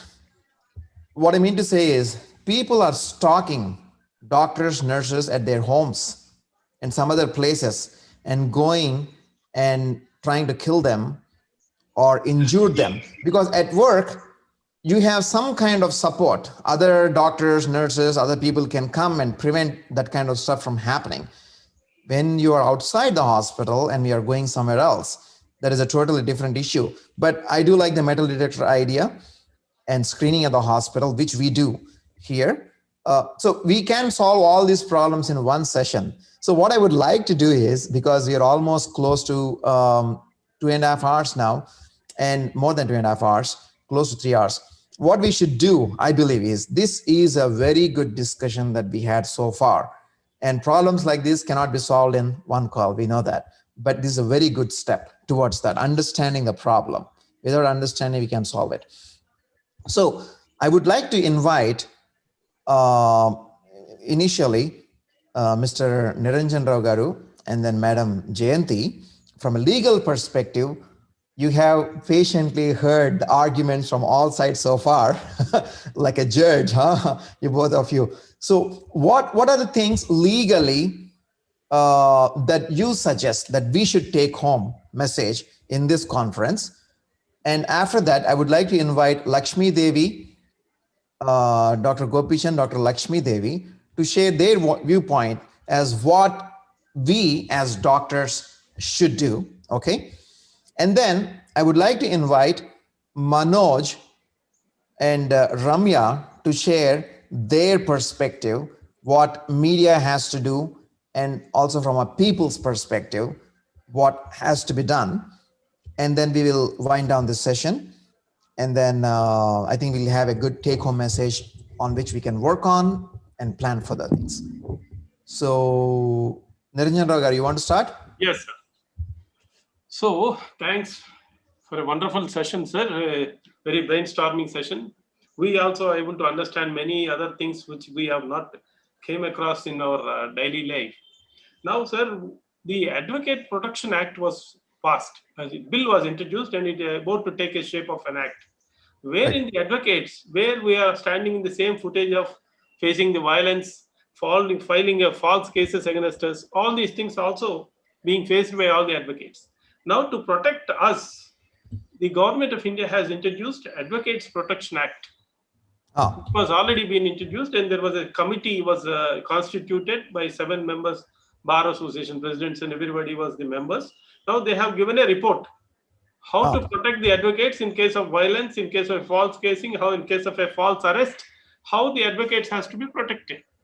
So that bill has been already been introduced, and it will in the next session we are expecting that will be an act. So similar way, the doctors or the healthcare professionals should also be given a protection exclusively for you. How the advocates are being given protection, similar way, a specific act in more elaborate manner than the advocates should be given in favor of all the healthcare professionals, and then that will protect you and save us from a lot of unnecessary incidents, and in case of any damage happen, a strict action to be taken against the culprits, and they should be given punishment at the earliest, not taking an elaborate trials and other things can be avoided, provided the government has come out with a specific law. If you raise your hand against a policeman, you go to jail immediately, isn't it? Yes. The law should be like that. It doesn't matter. Correct. Which I will say the same thing for every single citizen in the country. You know, if you raise your hand, that's a crime. Yeah. You know, there is an intention to do crime, right? So anyway, go ahead. Yes, please. So similar protection, unless is given to all the healthcare professionals, these kind of laws which are now existing are teethless. They are not able to protect the individuals so far, even though 2-3 acts were passed and some ordinance was already in place. But it is not taking sufficient care for the healthcare professionals. So my opinion is a specific act with all the protections should be given. And that should be also being implemented by the state governments more effectively. The police should also be given more responsibility to implement that law. Otherwise, simply registering an FIR, throwing it in the dustbin, and then there no taking action on that, and influenced by the other political circles, all these things should be avoided. They should also be dealt with an iron hand.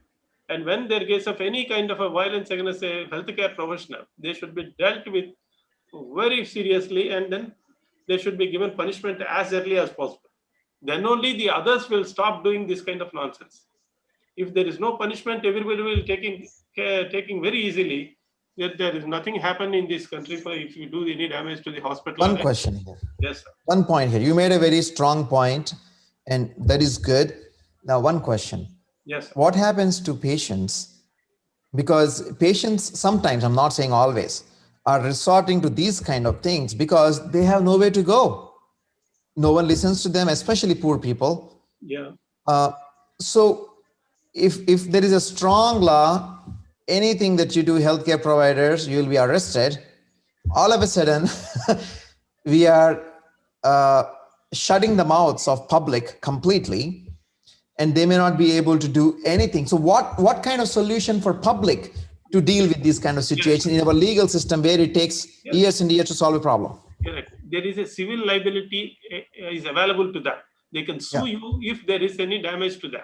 They can ask you for a compensation if some really damage or a negligence has happened because of the doctor's irresponsible behavior. That protection is always available under a civil law, not abusing or committing a violent act is not permissible. If really there is a lapse, let them be sued. As you rightly pointed out, negligence cannot be accepted in a medical profession. It may be an error of judgment. Yes. Sometimes there may be error in deciding this is to be done, that is to be done. There may be an error, but negligence cannot be accepted. Yeah. So for negligence, there is a civil liability is possible, where they can file a civil suit for claiming compensation, as Jayanti Madam has rightly pointed out. That's what is happening now also. So that kind of remedy is already available.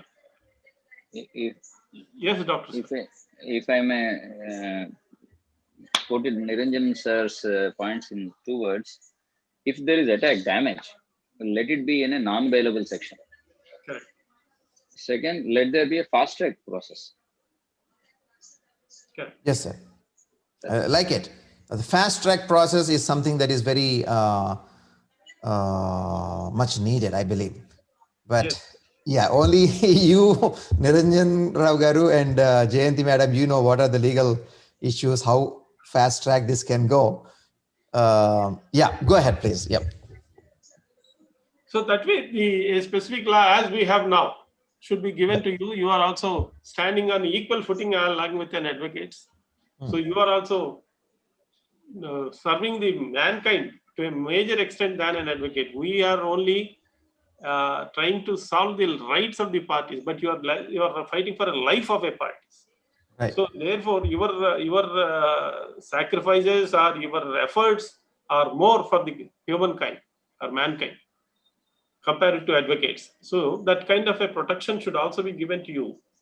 And a specific law, if is passed, it will protect from the future inconveniences. That is my view, sir. Yeah, that's amazing. All the points are very good points. We note them down nicely, and they're well noted. And Madam Jayanti Garu, please, your point of view.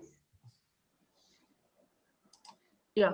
So Niranjan Garu has made a very good points, but I beg to differ, because no amount of legal stringent can it really handle a mob? See, today a lot of violence is happening. Do you think that these laws are able to handle them? See, advocates, the profession of advocates and their way of handling things is Advocates Act, Protection Act stands on totally different parallels, because there the human life is not involved in. However, in medical profession, as medical profession deals with human life, right, the element of human life is involved in medical profession. So I don't think, I mean, the involvement of law and courts is only for 1%. Me being coming from a legal fraternity, still I'm doing this statement, because the support of law is only just 1%. Yeah. End of the day, see, law always comes at the end. It is emotionless. For me, I don't see what emotions are involved in. For me, I only see evidence. What are the facts? What is the evidence? What is the law? Right. I don't get into any emotions. Whether the Right. fellow demands a compensation of 100 crores or 1 crore, it remains the Yeah. same for me, going by the facts, going by the evidence, going by the law. Right. Right. So for me, law only comes at the end.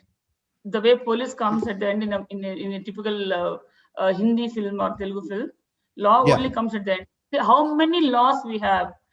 As such, we have this Medical Protection Act 2019. I believe this has been passed by 19 states to prevent violence and damage to property. But It's not still, enacted. it's enacted, but it's not implemented. We are unable Not to enforced. implement. Not enforced. Yeah. 19 states, including West Bengal, has passed this act, but implementation is very, very difficult. Yeah. Because as I said, wherever there's human element is involved, human life is involved in, the role of law is only comes at the end. Here, right? So we are coming back again to the problem as well as the solution. See, that communication, that empathy, sympathy, the corporatization, the money and cost involvement, when all these are adding to the actual aspect of mob violence or violence against the doctors, how would the law, instead of addressing them, these issues of corporatization or other aspects, are we only looking at addressing or handling the outcome of this, that is violence? I actually like the point you made, madam. Are we just looking at the outcome and trying to control the outcome just by putting in law that you can do it, which is going to lead to accumulation of all the problems and never get solved? So I see your point very much. I see both your points. Niranjan Rao made a good point that the enforcement, the making of the law and enforcement of the law is important and it should be severe, which is no doubt about it. There's no doubt about it. At the same time, that alone doesn't solve the problem. You agree with him on that, but that alone is not going to solve the problem. What else is needed is the question. And to answer that question, I think we need to take a lot of points that Dr. Gopichan, Dr. Lakshmi Devi, Dr. Karthik, and all the people, Manoj, everyone else, Ramya, from a patient's perspective, what needs to be done from a healthcare perspective, what needs to be done to solve this problem? Like I'm going to say this, I'm going to outline some points that we learned today. You need to bridge the gap between the public and healthcare communication gap. That needs to be bridged. Proper understanding should be there between what the doctors are going through, what the hospitals are doing, and all that. That perception is very important. And public need to be educated about the expectations when they go somewhere, about self-care, what can you do, and understanding about diabetes, hypertension, CHF, COVID, heart problems, all these different things. Oh, okay. Because in ancient Chinese medicine, this is how they used to pay. If a person gets ill, then they would cut down the salary of the doctor. If the person would stay healthy, they would reward the doctor, because we are so much focused on illness-based medicine, like Manoj said earlier. Illness-based medicine is what we specialize in. Entire world, I'm not talking about just India. There should be more preventive aspect. There should be more education aspect. Then what happens is, when these things like health problems come in, they become manageable. Otherwise, the system will be overburdened, and that needs to be looked into. So definitely your points. Yeah. Yeah, I have one more point to add. See, it should be a threefold mechanism in place. There should be a preventive mechanism to start with. And second thing is a prohibitive mechanism. Third is a redressal mechanism. So the law and the courts only come at the end. That is a redressal mechanism. So Can you please elaborate on this preventive, prohibitive, and what is the other one? Yeah. Redressal. Yeah. See, redressal is upon happening of an event. Okay. See, let me start with preventive. So while we talk about preventive mechanism or preventive methods, like to build a better rapport, a good rapport between the doctor and the patient, that is a preventive. That's where the preventive starts. That means whatever at the initial stages itself, you are trying to prevent. Yeah. Hardships or the gap or the difference of opinions or the hardships, right?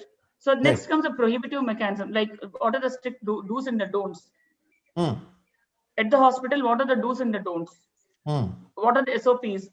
How the patient and his or her relatives and the family members have to behave on the floor, at the hospital floor.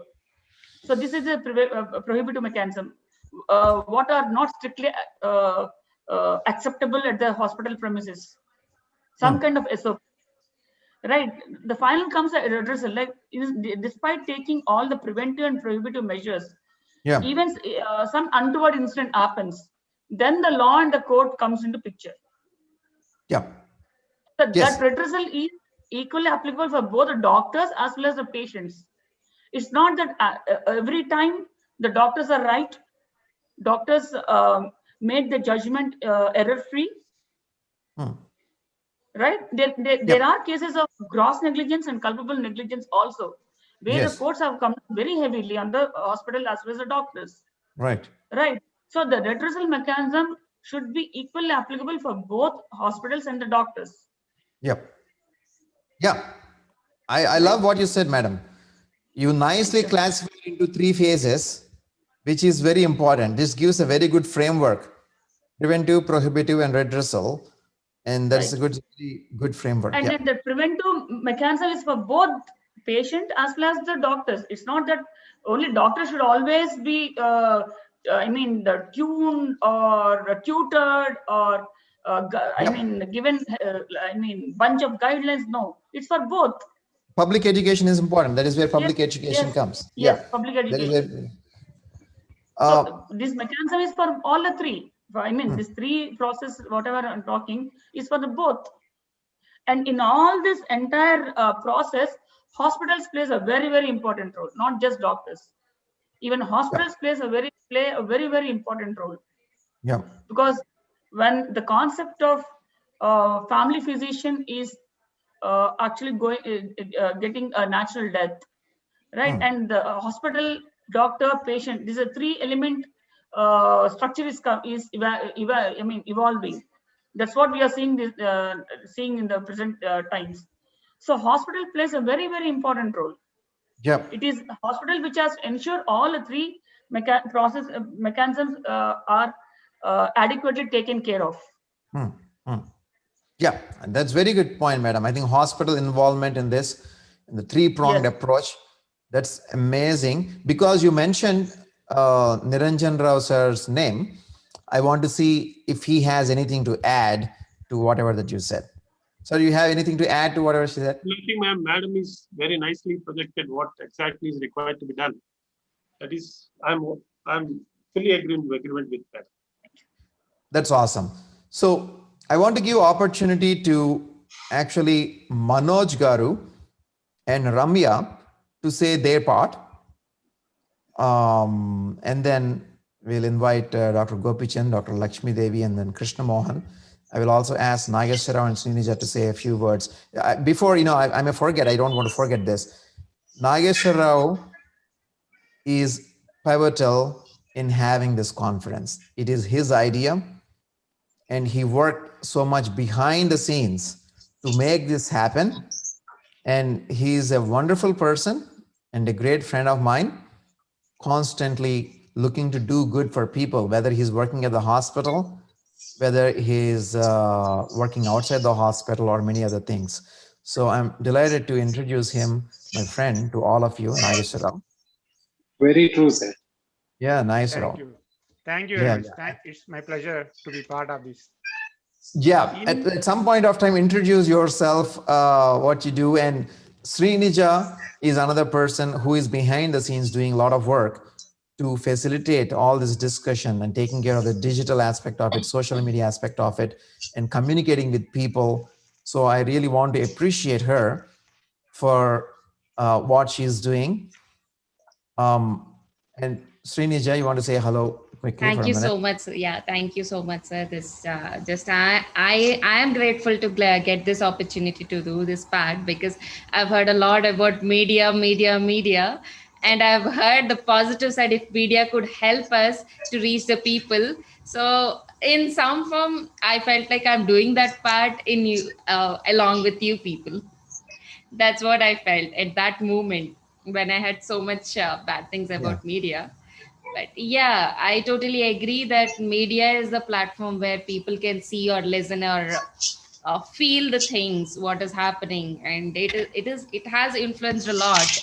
And if media takes the correct approach and correct methods to get the right knowledge and right information to people, yes, these things can be reduced in a very faster manner. And I totally agree. And I'm always with you all. Thank you, Here I Srinath. want to, Kiran, I here I also want want to to add thank, before I one forget. point. Oh yeah, Nageswara, please. When, in my point of view, when we try to achieve patient delight, okay, all these problems will be solved.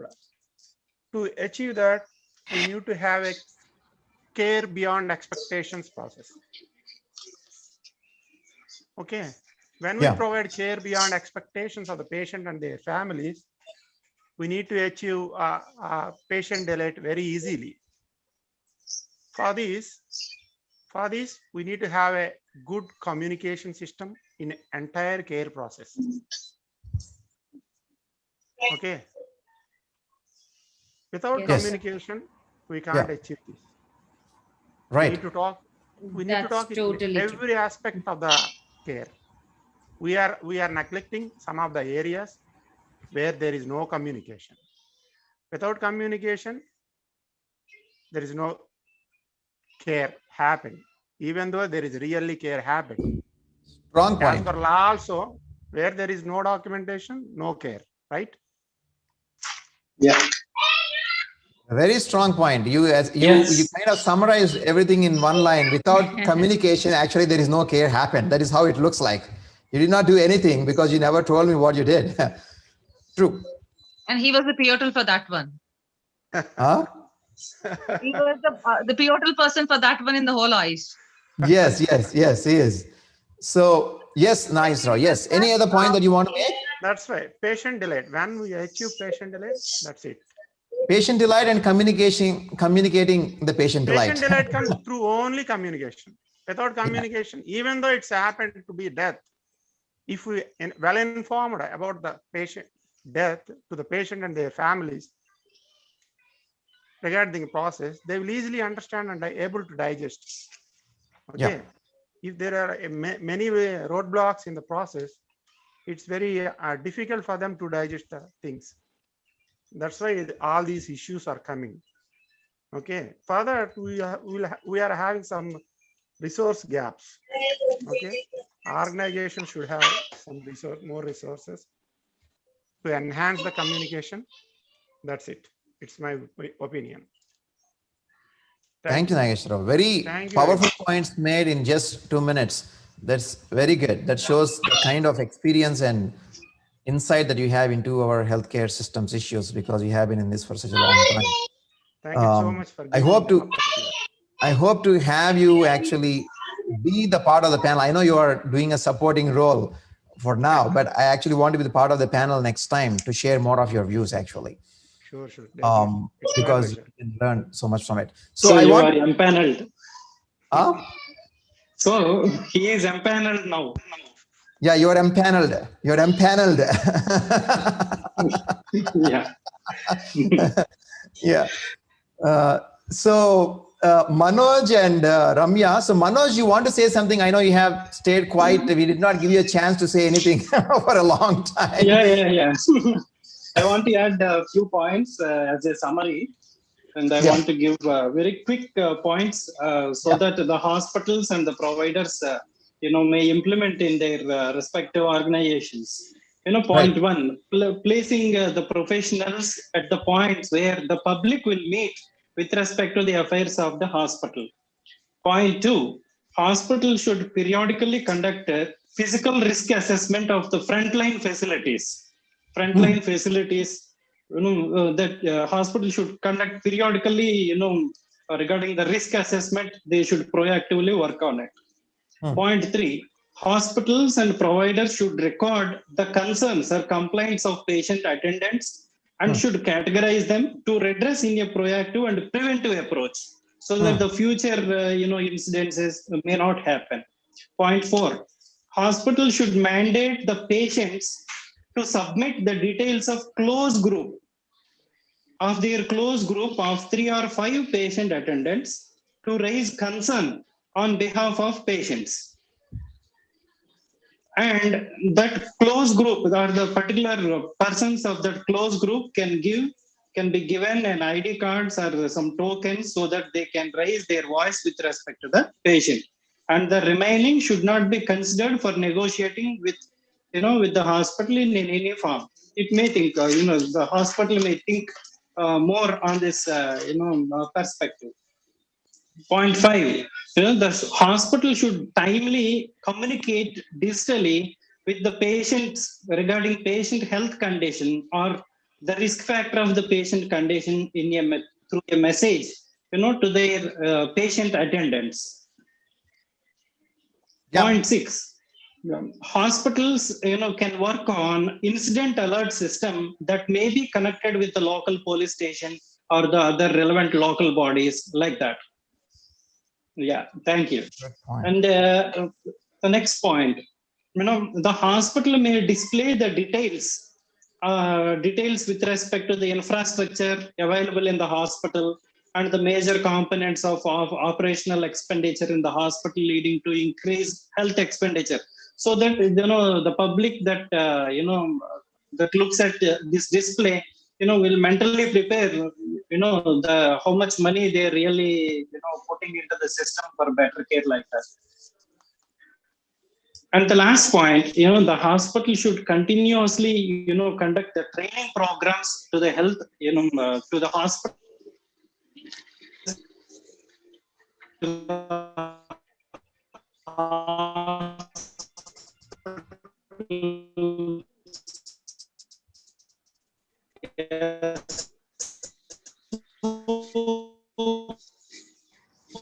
We can't hear your voice, Manoj. Yes. We can't hear your voice. Oh, sorry. I hope my voice is audible now. Yeah, now it's good.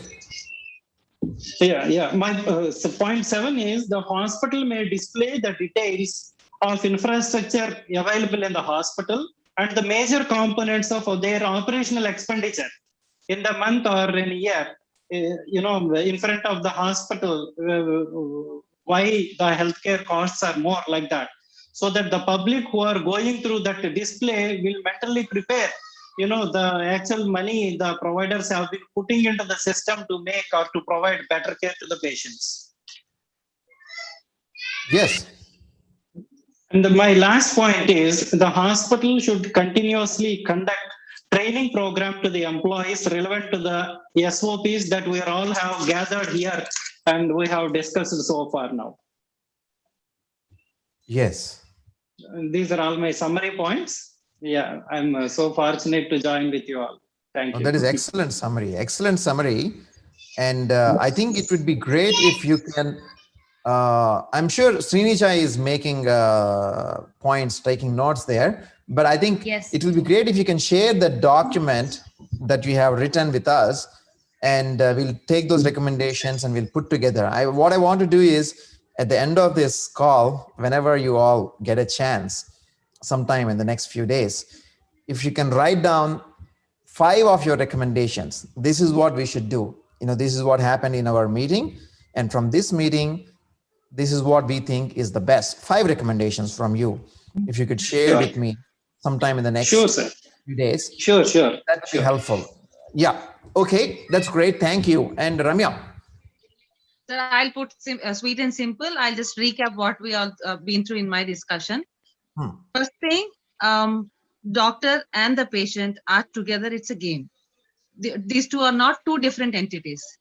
As long as we have transparency between the doctor and the patient, things are always good. When we all know the Chinese whisper game, when more the people involved in the communication chain and the matter is diluted and diverted. True. So when these are delicate and dangerous things involved in a communication, let us make sure the communication part is the perfect essence reached from the doctor directly to the patient and his attendant, not to the patient also most of the time, his attendant. So we have to be so careful. The communication between the doctor and the patient family is the first and foremost thing, with transparency. The word transparency I relate in such a way. There are a few hospitals where they write normal delivery for discharge, cesarean for discharge, AC room discharge, and this discharge, but never the chart matches to the board which they really look at. So whatever they put as on the board should also be on the paper by the time they pay it. If anything, as you said, like laundry charges, which we really don't show to the universe, but there are things we have to do, because that is the reason you're paying more. Let them choose what they wanted. If I have only 25,000 to spend, let them go to that room. So but you're taken to a room where they're supposed to spend 1 lakh and they're expecting it to be 25,000, and that is the miscommunication, because money is involved, danger is involved. As long as it is free, nobody's going to question you. When money is involved, everyone is involved. So that is the one thing. So transparency, and at the same time responsibility also. It is both the side. I always see that there's somebody to stand next to the doctor side, but it is a very rare scene. Somebody standing towards the patient side also in the hospital scenario. So Krishna sir can really give a nice insight about this particular way of solution, because always you find like an alien in a hospital. When a patient comes in and a relative comes in, he finds himself like an alien. He's not a part of a hospital system. He don't feel that it is also a place where I'm healing well.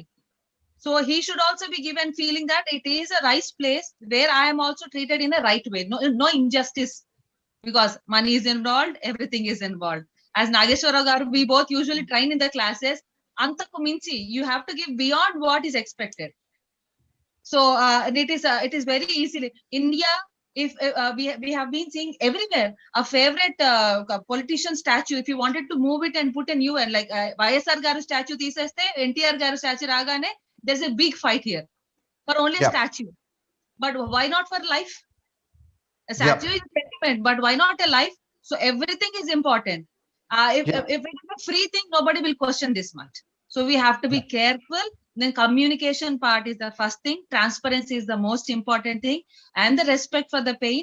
If these are not balanced, then comes the media. Last part is the media. Let's hope media doesn't enter into this scene. As long things go good. You're very partial towards your media group, Ramya, huh? I'm just kidding. Everywhere, the mistake and the if I take a mic and put in front of a doctor, when the wrong scene goes on, people say that media is favorable to the patient. If I take a mic and stand in front of the patient, and the media is giving a business deal to the hospital. Everywhere a scapegoat is a media. Yeah, everywhere scapegoat is media, right? Understood. So for all the good benefits, let us all clear the problem in the, like Madam said, the three different stages. Initially, problem is at our footstep. Solution is also at our footstep. Talk to the people, things will get done. Nowadays, even a child of 4 years is not allowing his mother to scold. Now, who will allow this in a hospital? Nobody wants to scold or fight with a doctor. There are even doctors in India. Now we pray them from our bottom of heart. We feel that they are really gods for us. ఒక doctor గారు Covid వచ్చిందంటే వాళ్ళ family మొత్తానికి ఎంతో మంది patients food supplies అడగకుండానే పంపిస్తారు. వాళ్ళ ఇల్లు నిండిపోయింది. ఒక డాక్టర్ గారి వైఫ్ ప్రెగ్నెంట్ అని తెలిసాక వాళ్ళకి తెలిసిన మామిడి పళ్ళ వ్యాపారస్తులంతా బుట్టలతో నింపేస్తారు.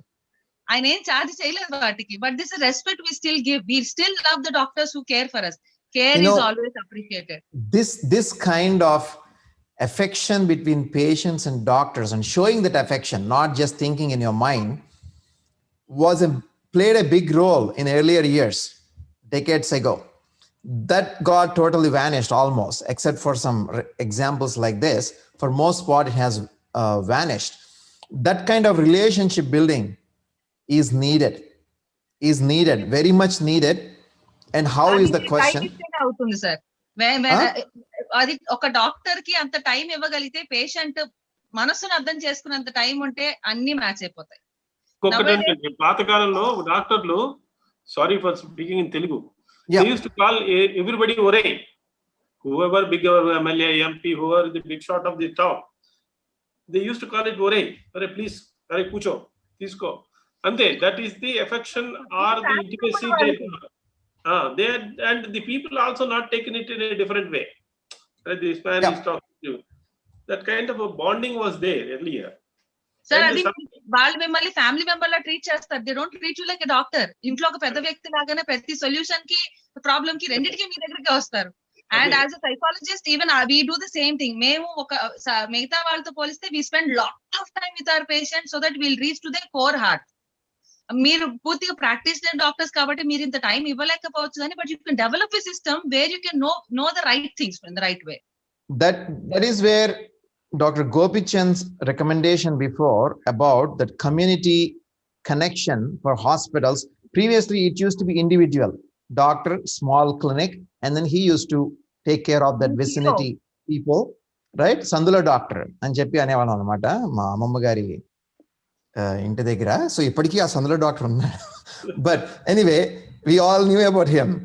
So that kind of connection is what needs to be built. And Ramya, you made a lot of good points. What I request you also is if you can put it really, because not everything can be captured by the person who is writing notes. Some points will be captured. If you can really put in 1 or 2 paragraphs or maybe 10 points and give it to us, share with us, I will share with everyone else, because everyone is an intellectual here and they're spending their time, energy, their mental strength to come up with this recommendation. This discussion in the end should not go vain. We should, make sure that this is taken forward. And I'm equally waiting. Krishna sir would definitely have great things to speak. Asla ఆయన ఏమేం చెప్తారా నేను ఇందాక నుంచి wait చేస్తున్నా. I know. I took away his mic and he's supposed to moderate it. But almost unknowingly, I took away that mic. Krishnamohan, sir, I think I very, very apologize for this. To keeping you as a silent spectator and never given chance for you to actually speak. Not intentional. Unfortunate good things.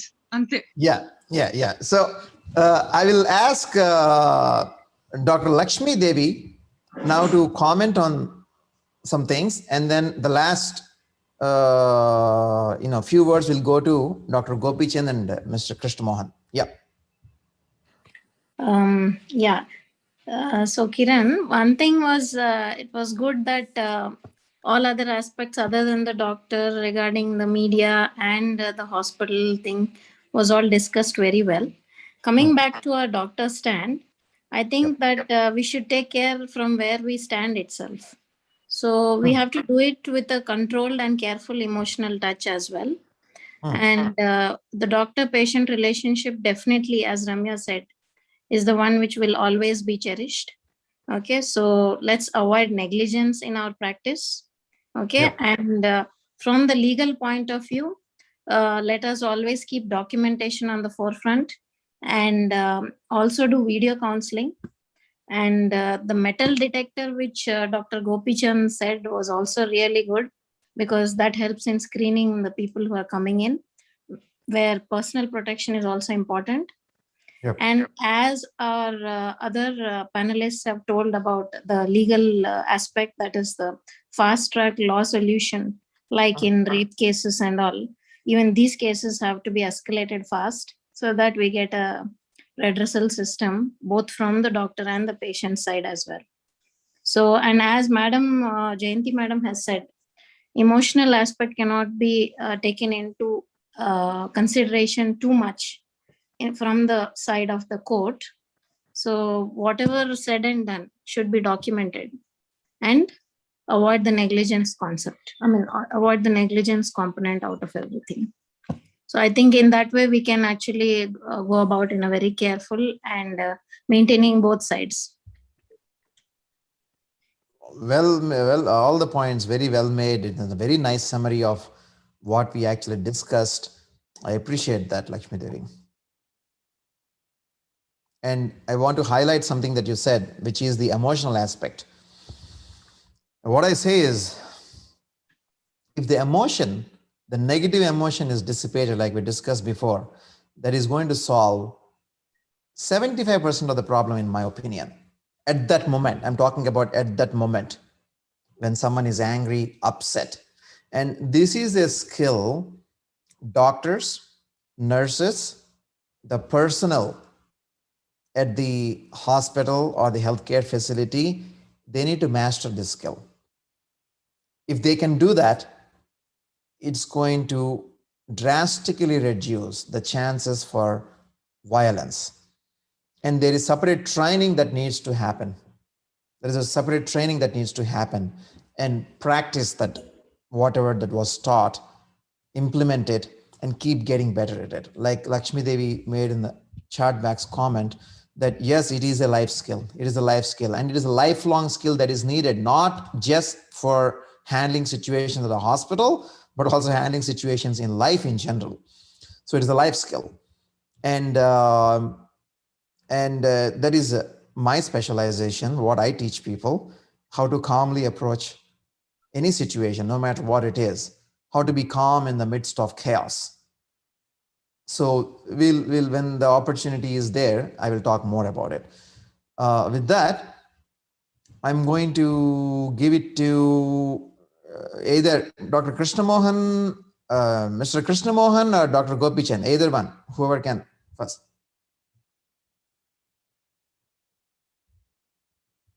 Yeah, okay. Dr. Gopichan, go ahead. I think Krishnamohan.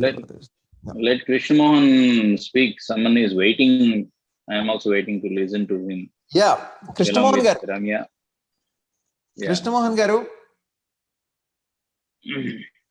So.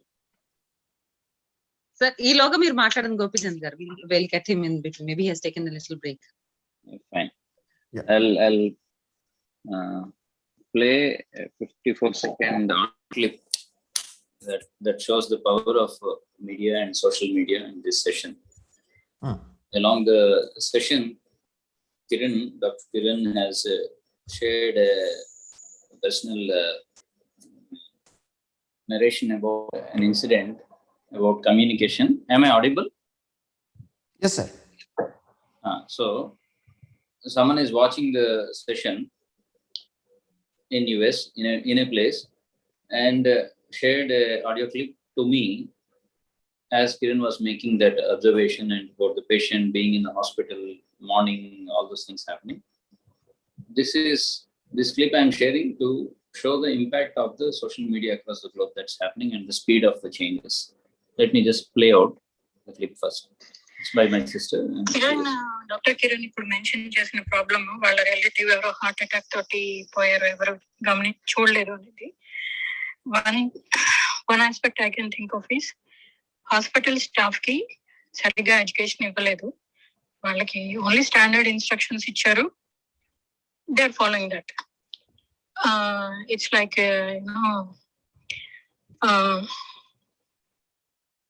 The person ఇంటర్వ్యూకి వెళ్తూ వాళ్ళ అమ్మని అడిగాడు pant size చేయమని, వాళ్ళ సిస్టర్ని అడిగాడు, వాళ్ళ వదిలిని అడిగాడు. So finally everybody did that sizing, but nobody check whether it is really correct or not. So అలాంటి దాంట్లో సో వాళ్ళకి స్టాండర్డ్ ఇన్స్ట్రక్షన్స్ లో సినారియో ఏంటి అనేది ప్రాబబ్లీ వాళ్ళకి ఎడ్యుకేషన్ లేకపోవడం వల్ల హాస్పిటల్ స్టాఫ్ కి that might be. That's my thought. Yes, So, thanks for responding to this. Kiran garu, yes. Some of my clients are still waiting for me. I may be permitted to leave. Yes, sir. Yes, sir. Please, thank you. Thank you very much for joining this. Sir, it's a And pleasure. I just want to mention one more person here who is not here, but behind the scenes did a lot of work. I want everyone to know that is Mr. Seshu. He is a journalist, and he has been helping us putting this program together, and again having it live on YouTube and doing many other things that are needed for promotion of this one. I also want you to know that, and thank you, sir. Thanks for joining this. Thank you, Dr. Niranjan garu, two quick points, half minute. If half minute you can just say two points. Yes, sir. So I'll mention only two quick points. Prevention and redressal, using the ma'am's language. Mob attacks are tip of the iceberg. The tip of the iceberg is doctor-patient relation. The entire iceberg is doctor-public relation. So long as we concentrate only on the tip of the iceberg, we'll be looking at it with a band-aid kind of approach.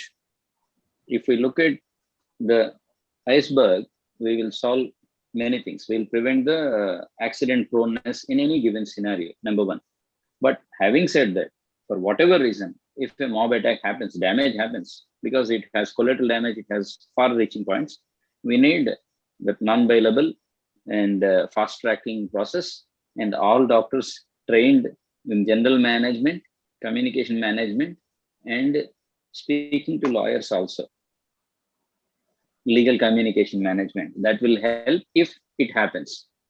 But the issue focus should be on the iceberg itself, which is the societal issue which is precipitating into the mob attacks. That's the doctor-public relation. One point here to add to that is these both things should go on simultaneously. Yeah. Simultaneously. Thank you, sir, for staying. Yeah. Yep. Thank you, sir, for staying on and Thank you, sir. listening to the remarks. Thank you, Madam Jayanti Garu. Ramya Garu, thank you very much. Thank you very much. Thank you. See you Thank soon you again. See you soon again. Yes, thank you. Thank you, sir, for all your insights and bridging the right generation gap for all of us. Your experience for many decades helps us, and we would like to learn more about, your recommendations and what can be done in this situation. Thank you. Thank you, sir. We'll catch up again. Sure. Thank you, sir. Thank you. Okay. Bye-bye. Thank you, all of you. Thank you. So, any other comments? So, who else? I think Krishna Mohan Garu and Gopi Chand Garu, if you have any final comments. I spoke at length. Perhaps okay. I should just cheer the administrators and the digital team and the members for putting up the show, and special appreciation to you, Kiran, and all the panel members. Thank you, sir. So we'll now end this meeting in a minute. Let me just share last couple of words here. Lakshmi Devi, thanks so much for learning, getting into college again and learning about law. I think we need more people like you. Congratulations to Lakshmi for topping the class. We demand a party. We demand a party. Yeah, and the same for you also, Gopi Chand sir. You got a gold medal in pharmacology way back then. You never gave any party, so we expect that too. Yes, sir. He's a microbiology medalist, Lakshmi Devi. Okay. Wonderful, yeah. Wonderful. Yeah, ఎవరిని మర్చిపోయేది లేదు, ఎవరిని వదిలిపెట్టేది లేదు, అందరూ రావాల్సిందే. We will have bold parties. We'll have bold parties. Okay. Yeah. We can end the live thing, sir, but we'll still be on to talk something beyond the lines also. Yeah. So I want to thank everyone, Manoj Garu, for sharing such nice points. Okay, 10 points plan, Pranalika. That is excellent. And Jayanti madam, thanks for especially of all the things you said. There are a lot of good things you said, but I like the grid. 3 things: preventive, prohibitive, and there is a third word also, redressal. So these 3, I think whatever that we discussed today, if we can put a grid and write down what falls under prevention, what falls under prohibition, what falls under redressing things, and then put together, I think that will be great. I love that. And Ramya made a lot of good points from a media standpoint as well as from people's standpoint. One of the most important points that she made is the media is a mirror of society, which I totally agree with. And that puts a lot of responsibility on the society and how to change the society. And the ball will be given to media also to do that along with everyone else. And Nageswara made a very strong point about communication. Communication didn't happen. That means care did not happen. We need to take that. And thanks everyone for participating in this.